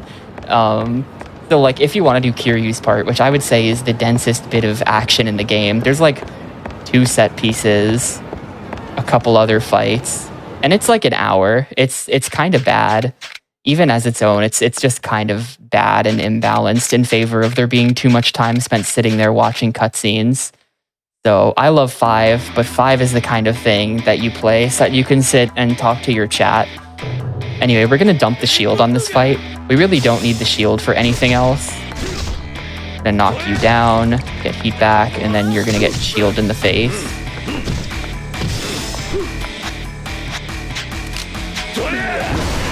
That's like probably not even a fast way to do this, but we really just have to do something with this shield. I need it out of my inventory. I was hyping up how great the shield is earlier, and it is pretty great in some places. But the problem with the shield is that you have to pick it up every time.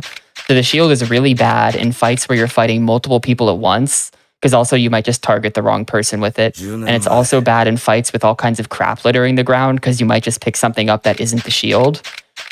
So once you like filter out all of the fights where things can go horribly wrong way too easily, there's really not too many places to use the shield. We kind of use the shield, or at least I personally feel like I kind of use the shield everywhere where it's useful at this point. And we still just have some left over where I'm like, I don't know what to do with this, but we do have to get rid of it because I'm going to be opening some lockers in Chapter 12 and we need the inventory space. Yeah, you all might be wondering, like us talking about, just pausing very briefly to change weapons over. This run has been optimized so much by Tapioca, Ryu, and Big No to the point where a literal extra pause menu can cause you the run. I didn't PB yesterday because I idled for too long in a pause menu. It's true. I ended plus 2.5, and earlier in the run I had sat there for like about 3 seconds wondering what Torrenter I should drink. This run is very optimized, to the point that somebody decided to optimize Shogi. Okay, so we have to talk about this. So this is an interesting part of the run. If you've ever played Kiwami 2, but not the original, you're currently looking at the screen wondering where the hell we are. This is Shinsei Cho. They removed this from Kiwami 2 because they're cowards. This is the sickest part of the entire game. Get out of my way, old lady. And the first thing we have to do in Shinsei-cho is get information from an old man Shogi player. And you could pay 10,000 yen to learn how to cheat at Shogi and then beat him in 3 turns. But as I just discovered Wednesday night, it's faster to just play Shogi. So I went ahead and became an absolute Shogi god. I achieved Grandmaster status in 2 days because that's just how I am. And check this out. Everyone shut up for a sec. No, I didn't. Let me move this up top. Do that there. Boom, checkmate. 450, pretty good. That is actually really fast. That's the fastest way to get the info out of this guy. You could also pay him 80,000 yen, but the best way to get that money is too slow. There's a really, really nasty encounter spawn that can be in this alleyway, but he's not here, so I don't have to worry about him.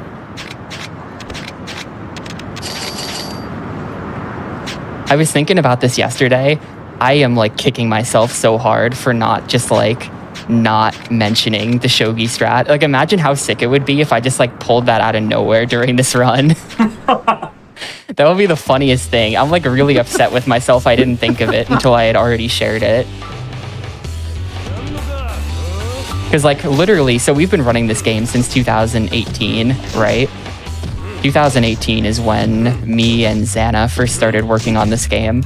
And since the inception of the run, we've just cheated at Shogi. We've never even considered the other options.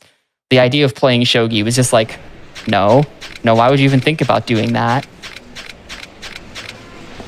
But it turns out that if you plug the board state into lieshogi.org, you ever heard of like Lie Chess? There's a Lie Shogi, as it turns out.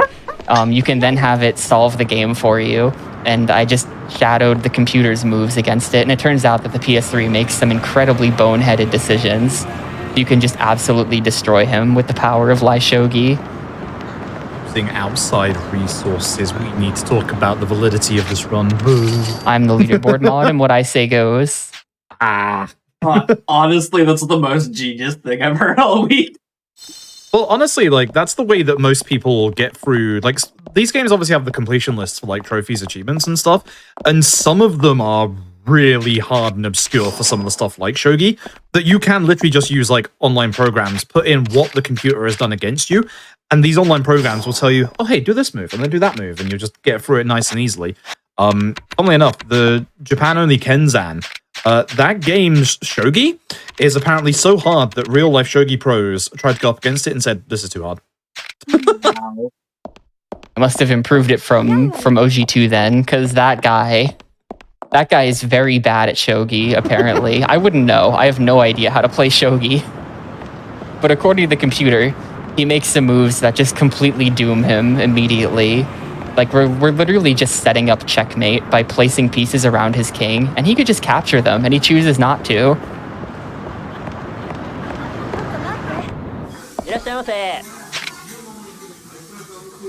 Anyway, so this is like just an extended puzzle sequence, this entire chapter pretty much. We're just working on the puzzle right now. At the top of the tower, I picked up locker key number 49, which is the calming towel. It is a piece of equipment that you wouldn't think has a use in the speedrun because it's just bad.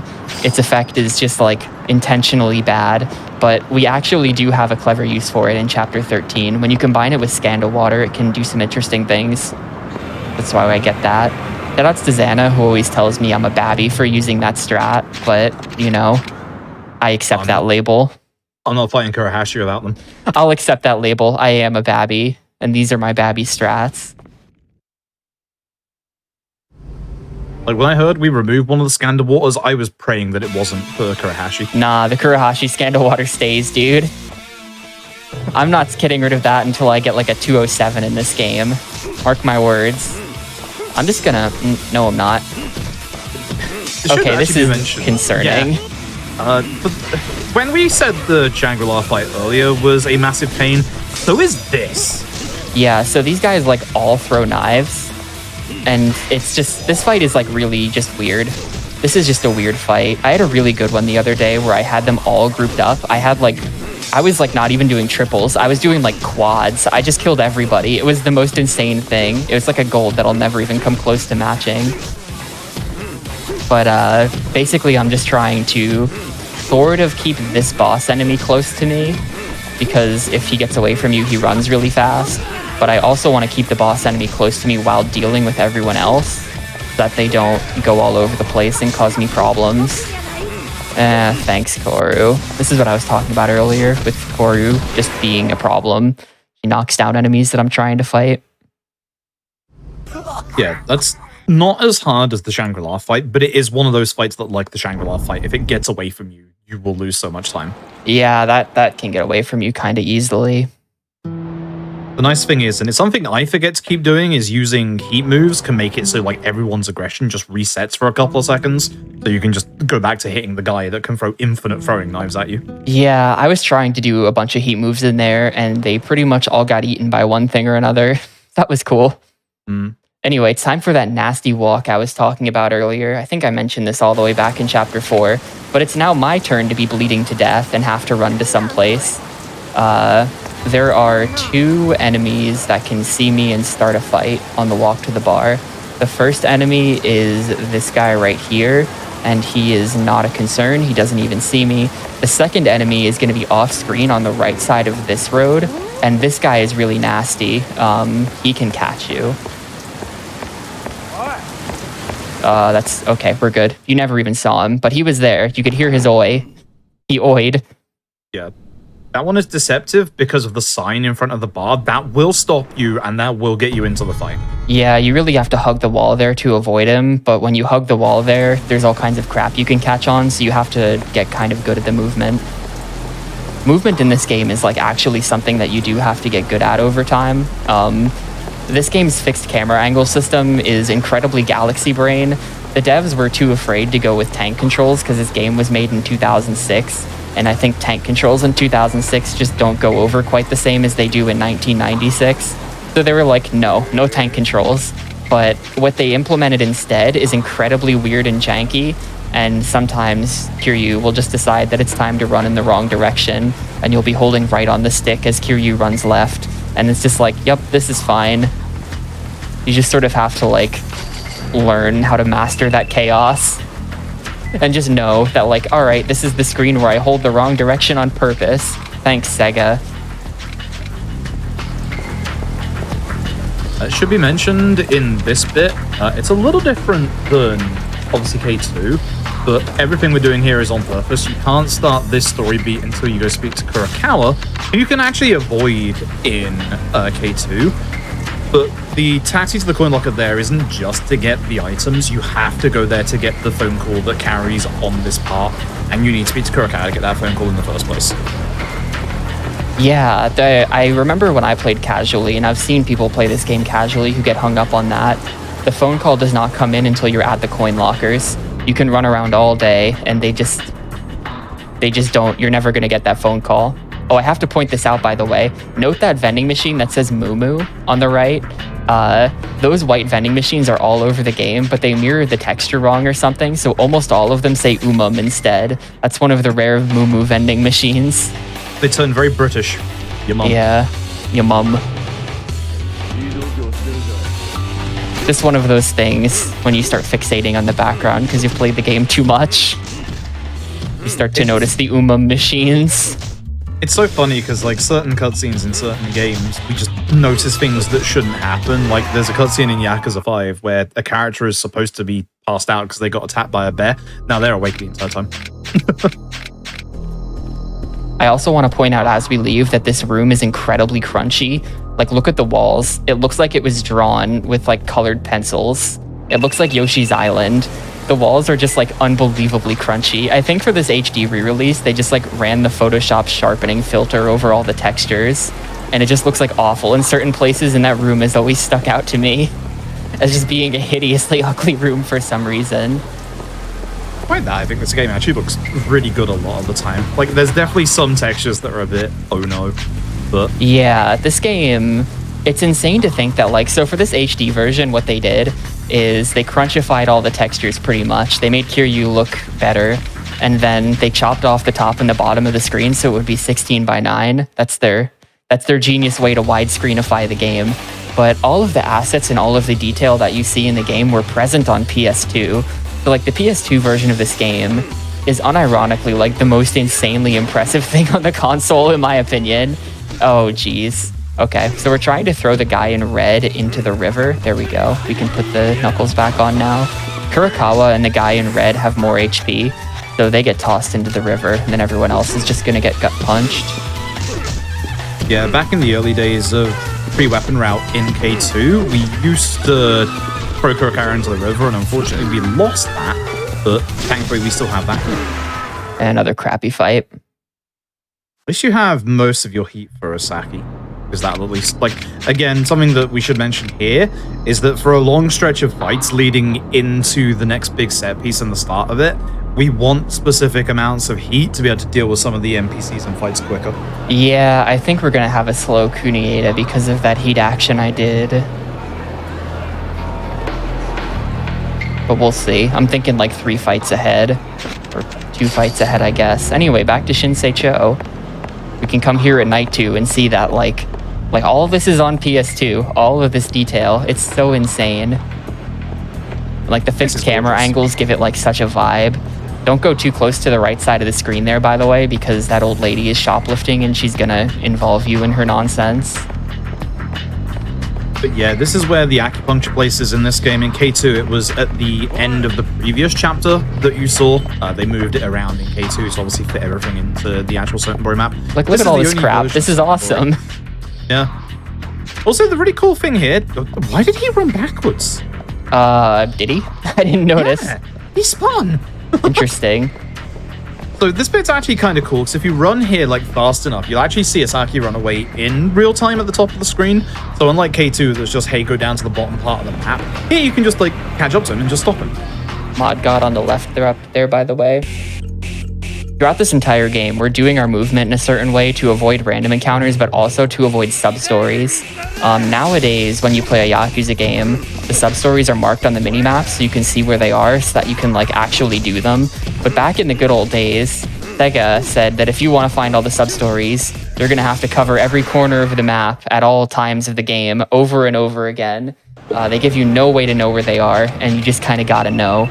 That's just sort of the sort of thing that you have to memorize. And then it gets really fun when you play both this and OG Yakuza 1, because all of the random encounter and sub-story locations are different, but the maps are exactly the same.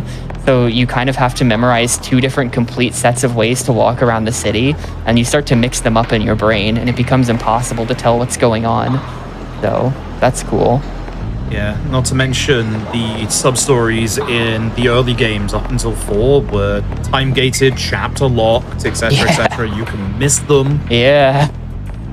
You can fail them and then not get, like, full completion, so you don't fight the super boss Amon.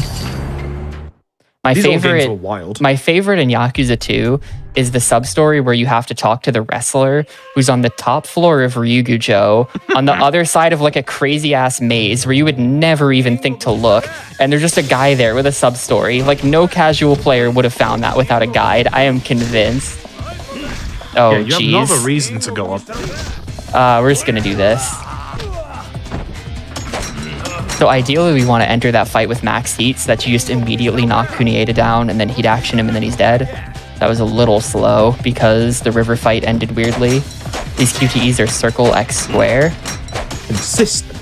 Yeah, consistent. As if there's one thing that I hope everyone has taken away from this run, from watching me fail at everything and have all the fights go wrong, it is just how remarkably consistent this game is.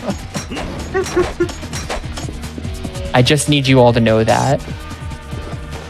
Here's the ninja maze. In K2, you're required to fight some guys once you get to like the end of the maze here, but not in this one. We can just go. Here's the part where Cosmic Kiryu definitely doesn't kill anyone. We want to sort of be careful to make sure that our gun is aimed above all of the enemies because the bullets have bullet drop. So if you aim directly at an enemy, your bullets will sort of fall between his legs and it'll take much longer to kill everyone. I hope that guy's dead. Wow, my aim is super off right now. This is like the jankiest gun to aim. I'm not sure why they pointed a gun at themselves. But like, could they at least have picked a gun that's less annoying to aim? Should be noted, the one nice thing about Osaka Castle across OG2 and K2, the map is completely the same. Apart from like obviously doors being open and stuff like that, the layout is exactly the same. Nice. Almost like they copy-pasted all of the assets. Anyway, here's Kuneada 2. We're trying to keep him close to the door. If he goes too far to the left or the right of the room, there's going to be extra QTEs. This one is fine because we have to see it no matter what to get out of this room at the end. But we're hoping to keep him by this door. Wow, that's weird. He knocked me all the way into that one, huh? We're also hoping to stay away from the samurai because even if we have full heat and stability is active, the samurai's attack can still knock me down. This is usually where we would not want him to be, but we already hit the QTE anyway, so it just is what it is. At that point, it just is what it is. My health is pure garbo, so I'm going to go ahead and take this heal. It's time for tigers. So tigers work really weirdly in this game. The best way to kill the tigers is actually to use their Feel the Heat, because their Feel the Heat can be repeated. And the way their Feel the Heat activates is when you knock them down 3 times. The spins are a guaranteed knockdown. So we're trying to knock each tiger down. And we are at 2 and 2. Man, these doubles are crazy. 2 and 3. I'm sort of going to be bad at commentating this because I like to count out loud so that I don't get confused about how many spins each tiger has. At the end of the fight, once you kill one of the tigers, the second tiger will chill for a second and then go into another QTE. And so we're trying to kill the tigers very close together to avoid that. Did I hit that tiger behind me? Did you see that? I don't know. We're going to go deal with him now. I think it charged into me and I hit him. Should be noted as well, folks, the charge is almost a one-hit kill, but the spin gives you invulnerability. Let's see if he goes down. Yeah, he's going down. Yeah, this is a huge mash because I'm silly. And then the other tiger has 0 spins on him, which is going to make this really concerning. Because he's also on the other side of the room and he has tons of health. This might just be a failure. A long QTE. I refuse to allow it to happen. What we're essentially trying to do is stop this really long QTE from happening. Nice. It might still happen. This might not kill him. He has so much health. Ooh, yeah, actually. He has so much health. That was, please be dead. Oh, thank God he's dead. Wow. I'm actually surprised that did that was set up very strangely. That's why that was a little awkward. I got so many doubles that I hadn't dealt enough damage to the tigers to confidently kill them. And then also, because of the timing on the QTEs and the fact that that other tiger was just on the other side of the room, I had to like run at him and just start mashing the spin button and hoping he ran into me. That was very weird, but it did work. So we were able to skip the very long QTE at the end of that. Should be said as well, most people complain about the Tiger's hitboxes in K2 and Judgment. Try and imagine them here. Oh, they're so bad. I think you might have seen some of the gut punches I tried to do just like didn't work, even though you could clearly see them connecting. That's just how that fight is. So I'm leaving that fight with like 5 or 6 spins or something.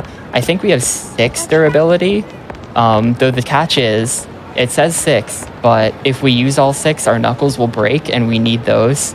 So we actually can only use 5, and I hopefully will use 0. But we do have those safety spins. Once again, I didn't realize you could run up there. That's so much faster. Did you not realize that? No. Oh yeah, that's way faster. You just need to get the camera to change, and then that's what triggers the cutscene to happen. Ah. This is a very weird part of the game.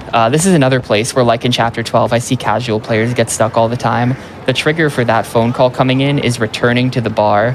They tell you, like, oh, we should wait for a phone call, and you can wait all day. That phone call is never coming unless you return to the bar, and players generally don't think to do that because there's literally nothing in the bar. Yeah, the nice so thing people about just kind of run around the city for like... Based. Yeah. That's probably why they made it distance-based, yeah. I forgot that. Yeah, you taxi away. That's you mean like that? Why. Yeah. Like, because of people getting confused, they probably were like, hey, if we make this distance-based, surely people can't get confused now. I mean, if they released a game in like 2018 or whatever year it was, where there were just like unmarked, bizarre phone call triggers you had to hit, I feel like that would not go over super well. Imagine if it was like that for Judgments, Lost Judgments phone calls. Yeah. Lost Judgments are also just like taxi away, right? Yeah, distance-based. Really nice compared to Judgment. Yeah, Judgment is timer. Anyway, this is a little sort of side thing you have to see where Haruka insists that no matter what, Haruka does not want to be an idol. She will never want to be an idol. And if you ever see Haruka as an idol, she's actually been replaced by a Jingguan Mafia clone. And that's not her.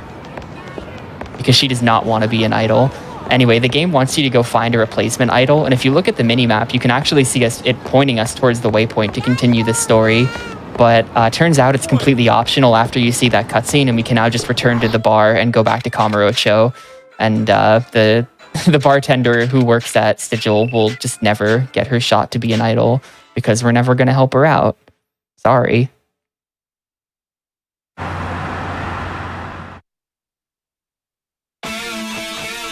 Now we're on some trucks.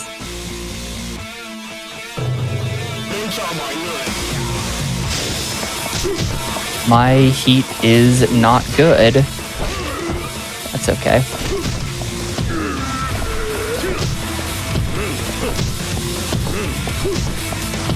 The trucks are kind of just another heat management fight. At the end of this, we're going to fight another man in black, and there's actually a bit of a tricky thing we can do with him. Up until then, we just have a whole bunch of basic dudes. There's going to be some with guns, but they're not like the guns from Chapter 8. Not those guns. They're going to get face punched because I don't like having heat here. Our heat attack options, I've been referencing things the whole time. Our heat attack options are the basic light one that you just do, the unmatched heat action, and you lose a tiny bit of heat. It does decent damage, but then if you have an enemy on the ground, you can do the face punch, which does a huge amount of damage, but also takes a huge amount of heat. So if you ever have large amounts of heat and wish you didn't, the face punch is the way to go. Or if you just want to kill anything really quickly. Good, was able to catch that guy. These boxes are really annoying. They get in the way of things a lot. There is a strat where you use the boxes on the man in black because they have the shield heat action, which is really good. But it's really annoying, and I'm not going to do it. So there. You can see how much heat got consumed. I was at full heat there when I did that face punch, and now we are all the way down here, which clears me to do lots of gut punches on light enemies before I have to worry about knocking them down. That guy had a shotgun. Shotguns do like no damage. We might be using a shotgun in the finale for some things, depending on how some stuff works out. But anyway, the man in black is going to spawn in. I've never mentioned this, but for the entire duration of this game so far, I've been trying to end fights without doing a heat action, because at the end of every fight is a slow motion thing followed by a fade to black. And if you end the fight without a heat action, then you can skip the fade to black by mashing the start button. So we've been doing that for the whole playthrough. But in this fight, we want to end with a heat action because it skips a very long cutscene that we would otherwise have to watch. I don't know why that is. This game is just weird. So we're going to end this with the heat action on purpose, and then we don't have to watch him fall off the back of the truck for 20 seconds. Yeah, the trucks are way worse in Kiwami 2 because you have to shoot a guy, and the bullet just, like, is bad and just misses half the time. Then you have to throw grenades, then the grenades miss, and it's just, like, the worst thing. K2, for better or worse, also has physics. Yeah. That can work in your favor and not work in your favor. I love sometimes. that. I assume you've seen the clip. This guy like posted in the speedrun Discord at some point where someone like manages to fall off the back of the truck, and they're just like standing there in the road and the truck drives off. Then the truck comes back like a minute later. It's too funny.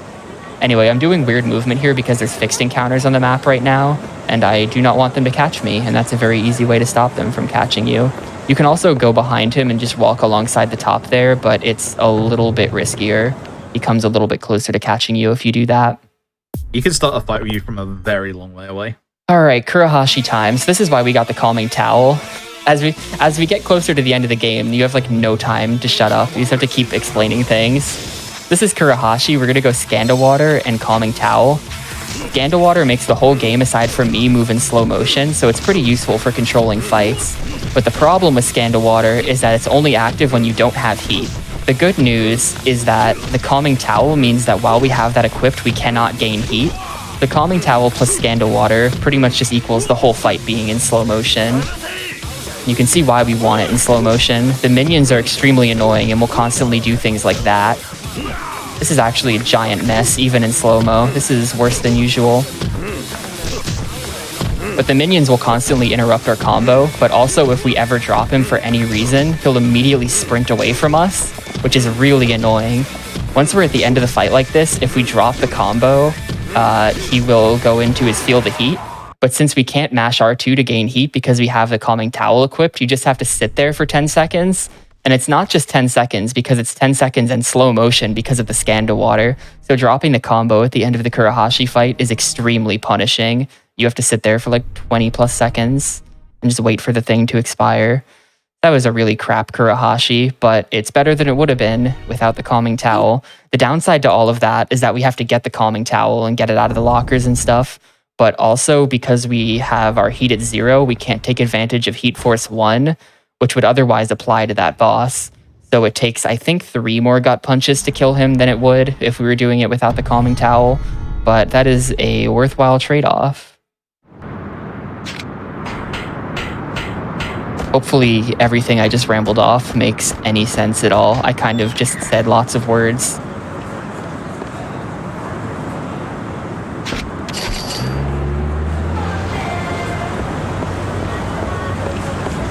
Anyway, time for another chapter where nothing happens.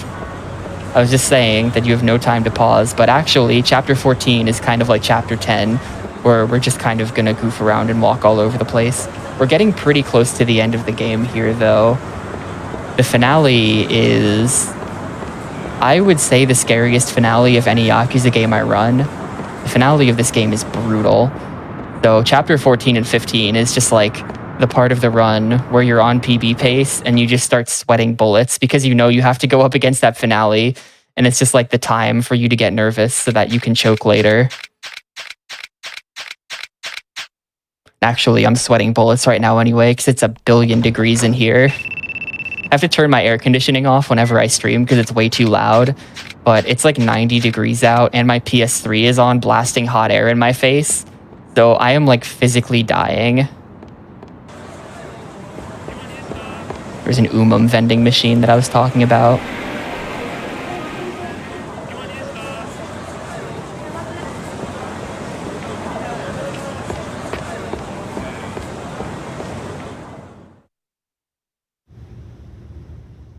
Talk to Kazuki, and that is the real Kazuki. Hopefully. I like to think that we killed the fake Kazuki in chapter 7, or we killed the real one in chapter 7, and the fake one is just like, well, guess I'd better pretend to be real from now on. And the Kazuki for the entire rest of the series is just like a different guy.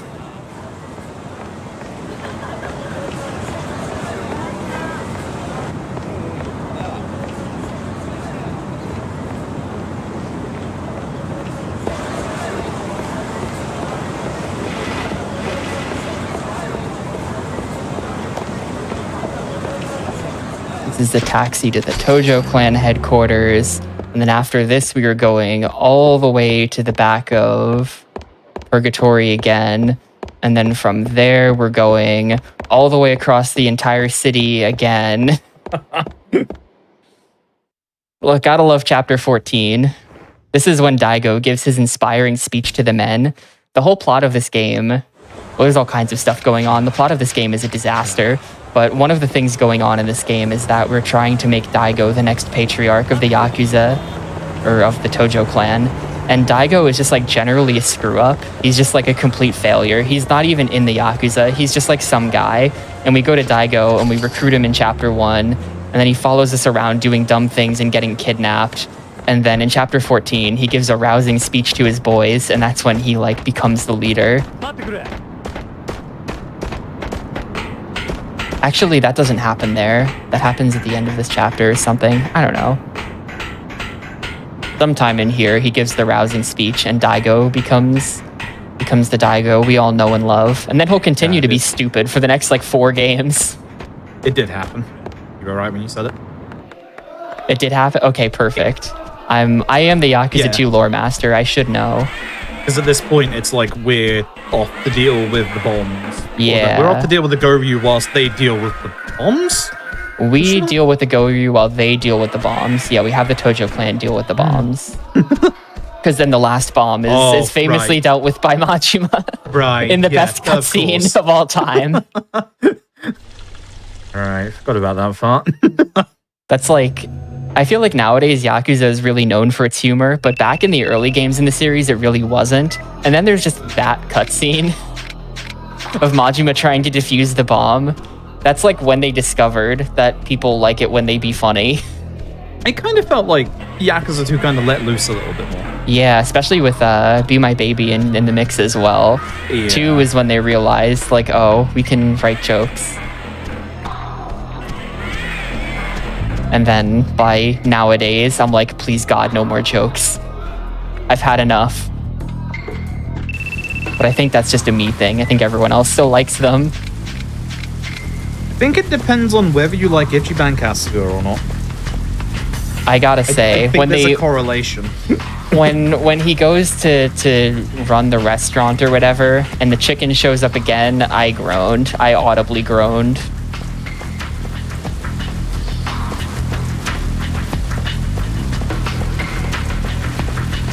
Did you see the thing, by the way, speaking of Ichiban, did you see the thing? This was like an interview or something from the other day where apparently in that cutscene where Kiryu says he's proposed before, he was just lying. Did you see? Which, hello, Yumi? What? I mean, like, literally what? Like, that's the one cutscene from the game they decide to show, and then they just, like, leave out that critical piece of context that they just, like, drop in an interview somewhere. These games are insane. Disrespecting Yumi like that.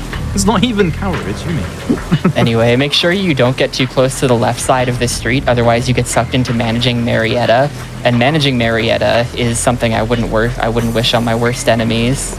Yeah, it is so like bad. A minute and a half. I mean, even aside from the fact that it would lose a bunch of time, that mini game is so bad. I'm gonna take the calming towel off now. Adam is good, it's true. Managing the club is like you have to buy each individual bar stool to make sure they match the fashion and like things like, and it's just like the most insane thing. It's just like menus on top of menus on top of menus. I broke the golden rule with this fight. Would you rather do Sodachi Dojo? Sodachi Dojo. I broke the golden rule of the fight, which is to always aim at the guy in the white jacket. Yeah. And I got punished for it.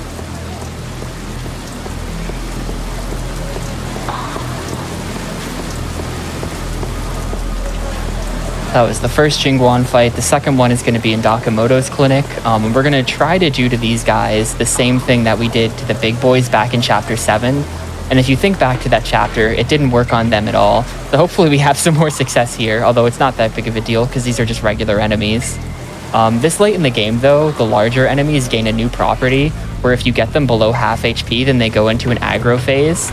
And once they're aggro, they just sort of like don't flinch from anything, and all of their attacks cause knockdown, and they spam it, and they're really, really awful. So now we also have to sort of manage the health of these guys. I'm just gonna safety spin it. Get out of my face. Start in a different Yes. direction? That is not where the camera normally is aimed. That's him going aggro, by the way. Yep. Look what I had to do. What you made me do. Guard everything. Yeah, that's the power of aggro mode. Yeah, that's the issue with a lot of the enemies in this end game is that a lot of them now aggro. Like, obviously you get the guys in here aggro, you get the people in Stardust that we're about to go to, they can all aggro. Yeah, all the big guys in Stardust can aggro. A lot of the finale big guys can aggro. It just creates a weird dynamic where if you're gonna damage someone, you gotta go all the way on them. Otherwise, like, you can't leave someone half dead. Otherwise, they're gonna become your worst nightmare. And it's just like, really, it's like that plus the heat bar management makes for some really weird dynamics, especially in the big fight at the end of the game, where like you have to use heat to kill them, but also your heat bar has become your health bar. And it's just like very strange. You'll see what I mean when we get there. And also you can't have full heat. So it's just like weird, or you'll knock them down. So we're trying to use that hallway with the bathrooms to group everyone up. It does work. The problem is that then as we gut punch people, we're just leaving the hallway. So it works until it doesn't. I'm gonna give up on that now. It's definitely time to just use the stairs. There's still one small guy that I would have liked to have dealt with in a more intelligent way than this. But like right now, I have to just focus this guy now, because if I don't, he'll aggro. Oh man, I really wanted that to kill. Oh well. See what I mean about not being able to skip that? You have to sit through that whole heat action animation in slow-mo because we killed him with it. Whereas normally I could just mash the start button to skip immediately to the end of the fight. That was chapter 14 though. We now have chapter 15, which has no fights in it because it's a great chapter. Oh, there goes Majima's bomb. And then after this, we have the finale. So no more fights until the finale.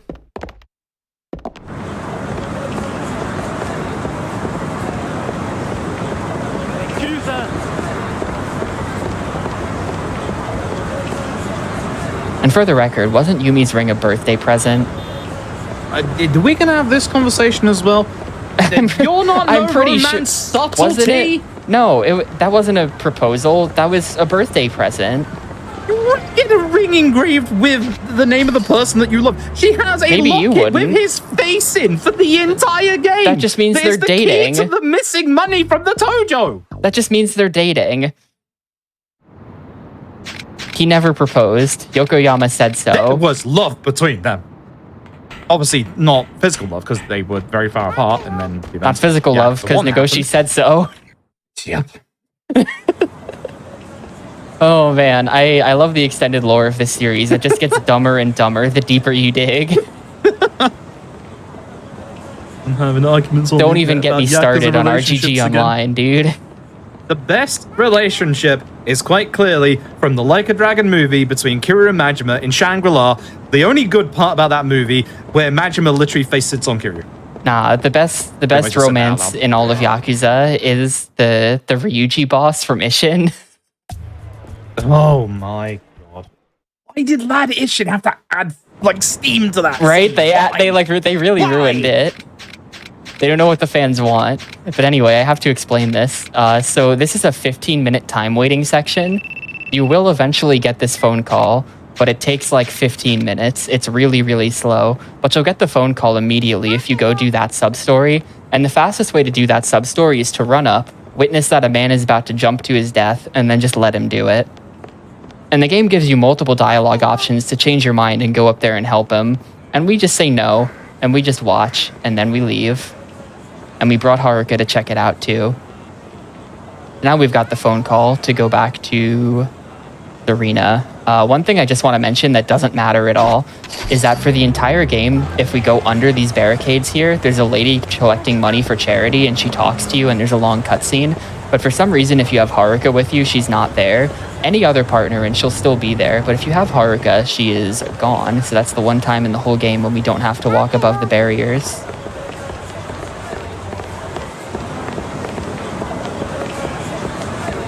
That saves like a quarter of a second, maybe.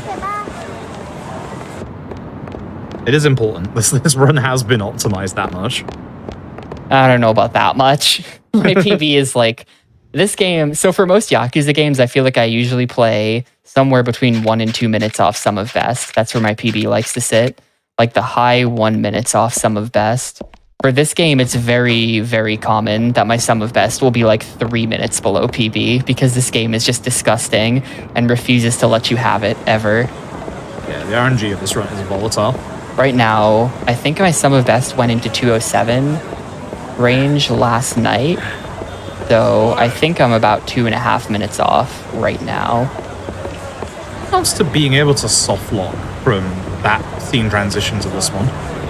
That happened once and landed inside Sushigen somehow. It can just happen. But see, look, Charity Lady's back. She's there. She wants my money for an orphanage. But I'm Kiryu, so I don't care about orphanages. I'm way too cool for that. I will never be a dad. Anyway, finale time. I would agree. This finale is one of the hardest in the series. Like literally, so the other game that I've been playing recently is Yakuza 3, right? I'm for some reason obsessed with Yakuza 3. By the time you get to the finale of Yakuza 3, you are so in there. It is so consistent. You would have to be the biggest clown alive to lose even a second after chapter 9. That means you froob. But What? Oh, nothing. I've of course never lost time after chapter 9, but like the whole last half an hour of the game is generally pretty consistent. This game is like you get to the end and you are not safe. You're not safe until you hit the final QTE. Every single one of these fights is extremely hard. It should be noted we used to use a second Scandawart here, but we took it out for speed. Yeah. It was sort of like it was always very like a superstition thing where it was like, I think the Scandalwater should save time, but it always seems like the fight just sucks regardless. And then one day, it was just like, I'm sick of this locker key. No more Scandalwater. When is Yakuza 3 or sub-stories? No. I mean, I did DM you that thing one time. Yeah. If you're ever I'm still interested, down. Yeah, if you're I'm ever still down. interested, this is going to be an incredibly awkward fight. All three of these guys have really nasty attacks. We want to deal with the small guy with the knife first. Typically, I come into this fight with full heat, and then I just immediately knock down knife guy. But I don't have full heat, so we're not going to be immediately knocking down knife guy. Fortunately, no one did anything weird. The next person I want to deal with is Tonfa guy. The guy with the red Tonfa has a crazy combo that I think could probably one-shot me in this range. So I really don't want him to get the opportunity to do that. And then last we deal with the big guy who has no weapon, because the big guy with no weapon... Nope, you're getting spun. He went for it. He went for it. And this is why it's also nice to have the new Knuckles, because again, after the Tiger fight, we'd usually be down to like 2 spins at this point, and that's really scary. Yeah. With the new Knuckles, we have so In much the more old in route, terms of that would be a safety. death. In the old route, that would 100% be a death.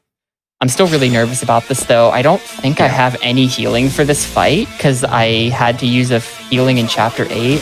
I'm going to go ahead and buy some upgrades here. This is our second and final set of upgrades. This is going to get us Heat Force 2, which means we'll now be knocking down regular big enemies, but also doing even more damage when our heat bar is filled. But most importantly, we'll be getting an ability that makes it so that when our heat bar is filled into the extensions, any attack that would kill us just instead doesn't. And that's really, really useful because we're going to do the entire finale in critical HP on purpose. It's the return to crit strats for the end of the game. Shoutouts to Shindo Skip. It's happening again. Hopefully we'll be provided some survivability. This fight is just by that unfortunate upgrade. because with these two enemies, there's no good place for us to kind of get the both of them together. There's no like good corner where we can take them. This is so bad. I shouldn't have done that. Yeah, do I have 'cause healing? I do. I have no idea where I picked that up. I have no idea where I picked that up. Osaka Castle. Middle of the room. Kunieda. No, that's wrong. I picked it up on the Tigers because I used the one that I picked up on Kunieda Oh yeah, this is where this during the fight's Tiger annoying. fight. They can just Yeah, do their own heat attacks. so this is the refight with the Chapter 7 boys that I was talking about earlier. Unlike Chapter 7, where we have a corner where we can at least attempt to group them up, there's no grouping these dudes up. I mean, technically it's possible, but it's like very dumb and never happens. This is what I was avoiding during that fight. I mentioned that there were QTEs that we didn't see, and that's these. They just grab you and they just do them and you just lose time. It's that simple. That's that. That was pretty bad. I don't think we got any doubles out of it at all. Every once in a while, you get the God fight, and you'll just have them in the corner the whole time. All right, time for things to get really hard, though. That was just the intro stuff. That was all easy. Now we have the big fight. I'm looking to leave the big fight in critical HP. I'm going to accomplish that by getting shot by all the guys with the guns a bunch. You can see that these guys have guns that actually do damage, so that's convenient. Hopefully they don't whiff too much on me, otherwise it'll just screw everything up. I'm looking to get down to hopefully a bit below half HP before I take out the gun guys. Yes, it's good. So I'm going to kill them now, and hopefully I should take enough damage from the rest of the fight. Give me the shotgun. We're going in. I'm going for the strat. So I mentioned earlier the way enemies spawn in. We can take advantage of that by manipulating all the enemies to spawn in at the other end of the room. And then if they're all lined up in a line, then we can use the shotgun to kill all of them at once. The problem is that they've caught up to me, and you don't gain any heat from doing this. And you can see that I'm in crit as well. So if any of them decide to attack me right now, I would be dead. Oop. Knuckles back on. I'm just gonna drink that because I can. I'm gonna drink that because I have it, because I didn't use it on tigers, because I was wrong. Good, I was able to catch that guy. So now, as if things weren't risky enough, I'm gonna start doing knife heat actions to these big guys. Keep in mind right now that any attack from these big guys would probably kill me, and also my heat bar is my health bar, and I'm going to be spending that to do these knife heat actions because it's fast. So we're hoping to regen a bit of heat by doing those two light attacks between combos. You just gotta go, and then we're just gonna drink this right now because I can. Man, I love having extra Taurunners. This is sick. I should have extra Taurunners more often. Oh, I forgot you can't do that because I'm in crit. My bad, sir.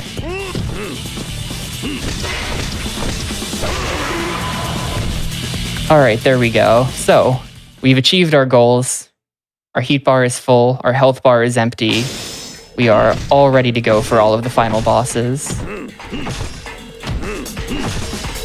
Well, I'm not sure if this guy counts as a boss. This is our final interaction with the Man in Black. Our fifth and final fight with him. I'm pretty sure that after this, you just toss him off the side of the building, and he just definitely falls to his death at that point. But here's why we've done all of this. So we have Heat Force 2, which we just bought 2 fights ago. And Heat Force 2 makes us do more damage when our heat bar is filled. Next, we have this item we just picked up, which is the Payback Ring, which makes us do double damage when our HP is in crit. That's why we got into crit. Then we have these 2 Patriarch Bats, which are the highest damaging weapon in the game. So we've just stacked an insane amount of damage upgrades onto ourselves, and it's time to show Ryuji 2 who's the boss, hopefully. There's a small chance that Ryuji 2 can just decide to kill me here. Hopefully it doesn't happen. But now we are properly in the series of final bosses. There are 3 fights that we have to do back to back here. Behold the power of the Patriarch Bat.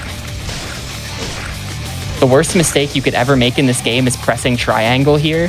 If you do it, then you'll kill Ryuji very early into his Feel the Heat, and then you have to watch the entire Feel the Heat in slow motion, and you lose over 30 seconds to it.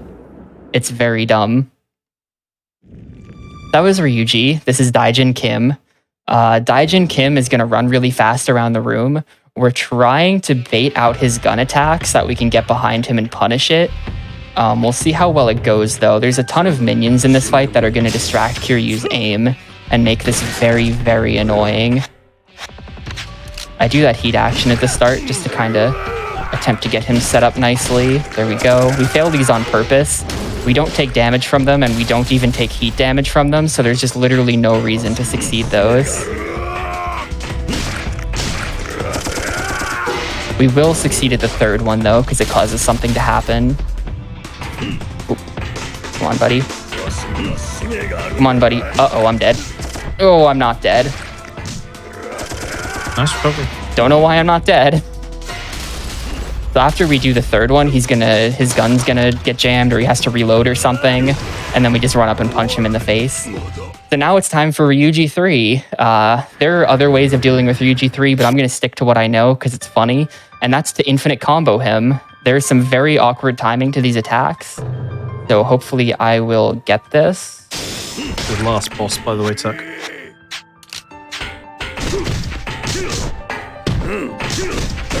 I drop it immediately, of course.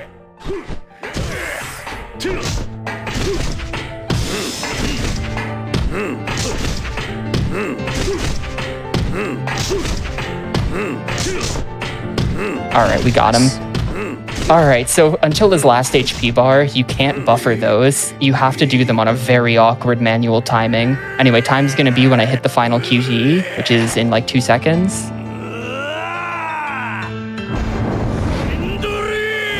And that's time. GG. GG. GG, see you, Ryuji. Man, bit of a choke at the start, but fortunately for me, I'm a god at recovering that. So you just recover it easy.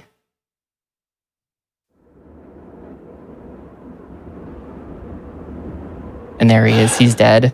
He's definitely dead. He's never coming back, especially not with a gun arm. Dead Souls is canon. Our reward for beating the game is Christmas music, because this is a Christmas game, and so I have to take this opportunity to wish the Twitch chat a Merry Christmas. Merry Christmas, Twitch chat. Just play Silent Night over the credits, don't know why. Yakuza 1 had amazing grace over the credits as well. This is just like weird. And then the next game they made after this was Yakuza Kenzan, where they just like rapped over the credits. They gave up on being classy, and they were just like, what if we had an entire rap about how cool Kiryu was, and we played it over the credits? But there you go. Let's check the results screen. The results screen that I can definitely read. Presented by Sega. Thanks, Sega. Yep. 2 deaths, both to Ryuji, or both to Shindo, because I failed Shindo skip because I'm bad. And all those other percentages, I have no idea what they mean, but I sure did get a bunch of zeros, didn't I? But there you go. That was Yakuza 2.